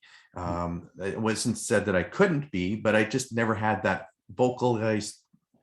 And that's what my dad did in his later life, part of his life. And that's what I think is important for me. I'm older than Eli. There's a lot more gray hair in my beard than his, but he's got a couple. So I wanted to point that out to everybody, just to make sure. Yeah. But hey, I got 2 grandchildren. How many grandkids? That's right. You are a grandpa. Yeah, that's true. But I'm not. So yeah. In some cultures, that's part of your evolution. Anyways. Yeah. So you were my elder. Is that what you're saying? If you were part Nujanoth and Dutch Mennonite, I guess. I'm part Mennonite. Yeah. Okay, cool. Yeah. Well, I see a lot of people signing off, and I feel like the conversation, I could continue to riff personally, but I feel like we're kind of at, if there's no new questions, it's more folks signing off. I want to thank everyone before the meeting just totally dissipates here. We still have a good 30 people here, but yeah, I want to thank all of you for, thank you so much, Margot. We missed you at dinner the other day, Margot. But yeah, I want to thank everyone for joining us today, and I want to acknowledge all of your ancestors. I want to acknowledge where you come from. This is the profound reality that we're all living, is that we're all here because our parents came together, their parents, so on and so forth, back, the continuation of life. And this was the beautiful thing about Kuas and real life human being, of what my elders taught me in our languages about, Will's Kuas, Margot's Kuas, Eric. We're all real life human beings. And when you go into the language, many Indigenous languages, what they call themselves, and you ask them to translate it, it means real people or human beings, and we have also differences. And so my mantra has been find our common ground and celebrate our differences. So I want to say kleko, miigwech, hi, thank you all for spending your Valentine's Day with us. And I hope that the conversation resonates with you in some way. And that you can bring that into your life, your family, and next year we're going to do it again. I like these events so much. We're going to do it again in 2023. It might even be there might even be an in-person element to it. Yeah. By then. So we'll see how the cookie crumbles. I often say inshallah, like as Creator wills it to be, so it shall be. But now I've started saying, as COVID wills it to be, so it shall be. I see Larry coming off onto the video. Hi, Larry. Good to see you, Larry, Patricia, Terry. What I'll do is we're saying goodbye here. I'll remove our spotlights. Oh no. I'm just Good to see you well, Eli. Yeah. There's Larry. All right. Okay, spotlights off. Thank you, Side. And I'm going to gallery view. So, and there's Margot. And April was with us for a couple days as well for this. Thank you, Sude, for your technical support and everything else you do with the Isak Olam Foundation. Much love, much Zaag'idiwin, and have a great day, and we'll all talk real soon. Thank you. Bye for now. Thank you. Two.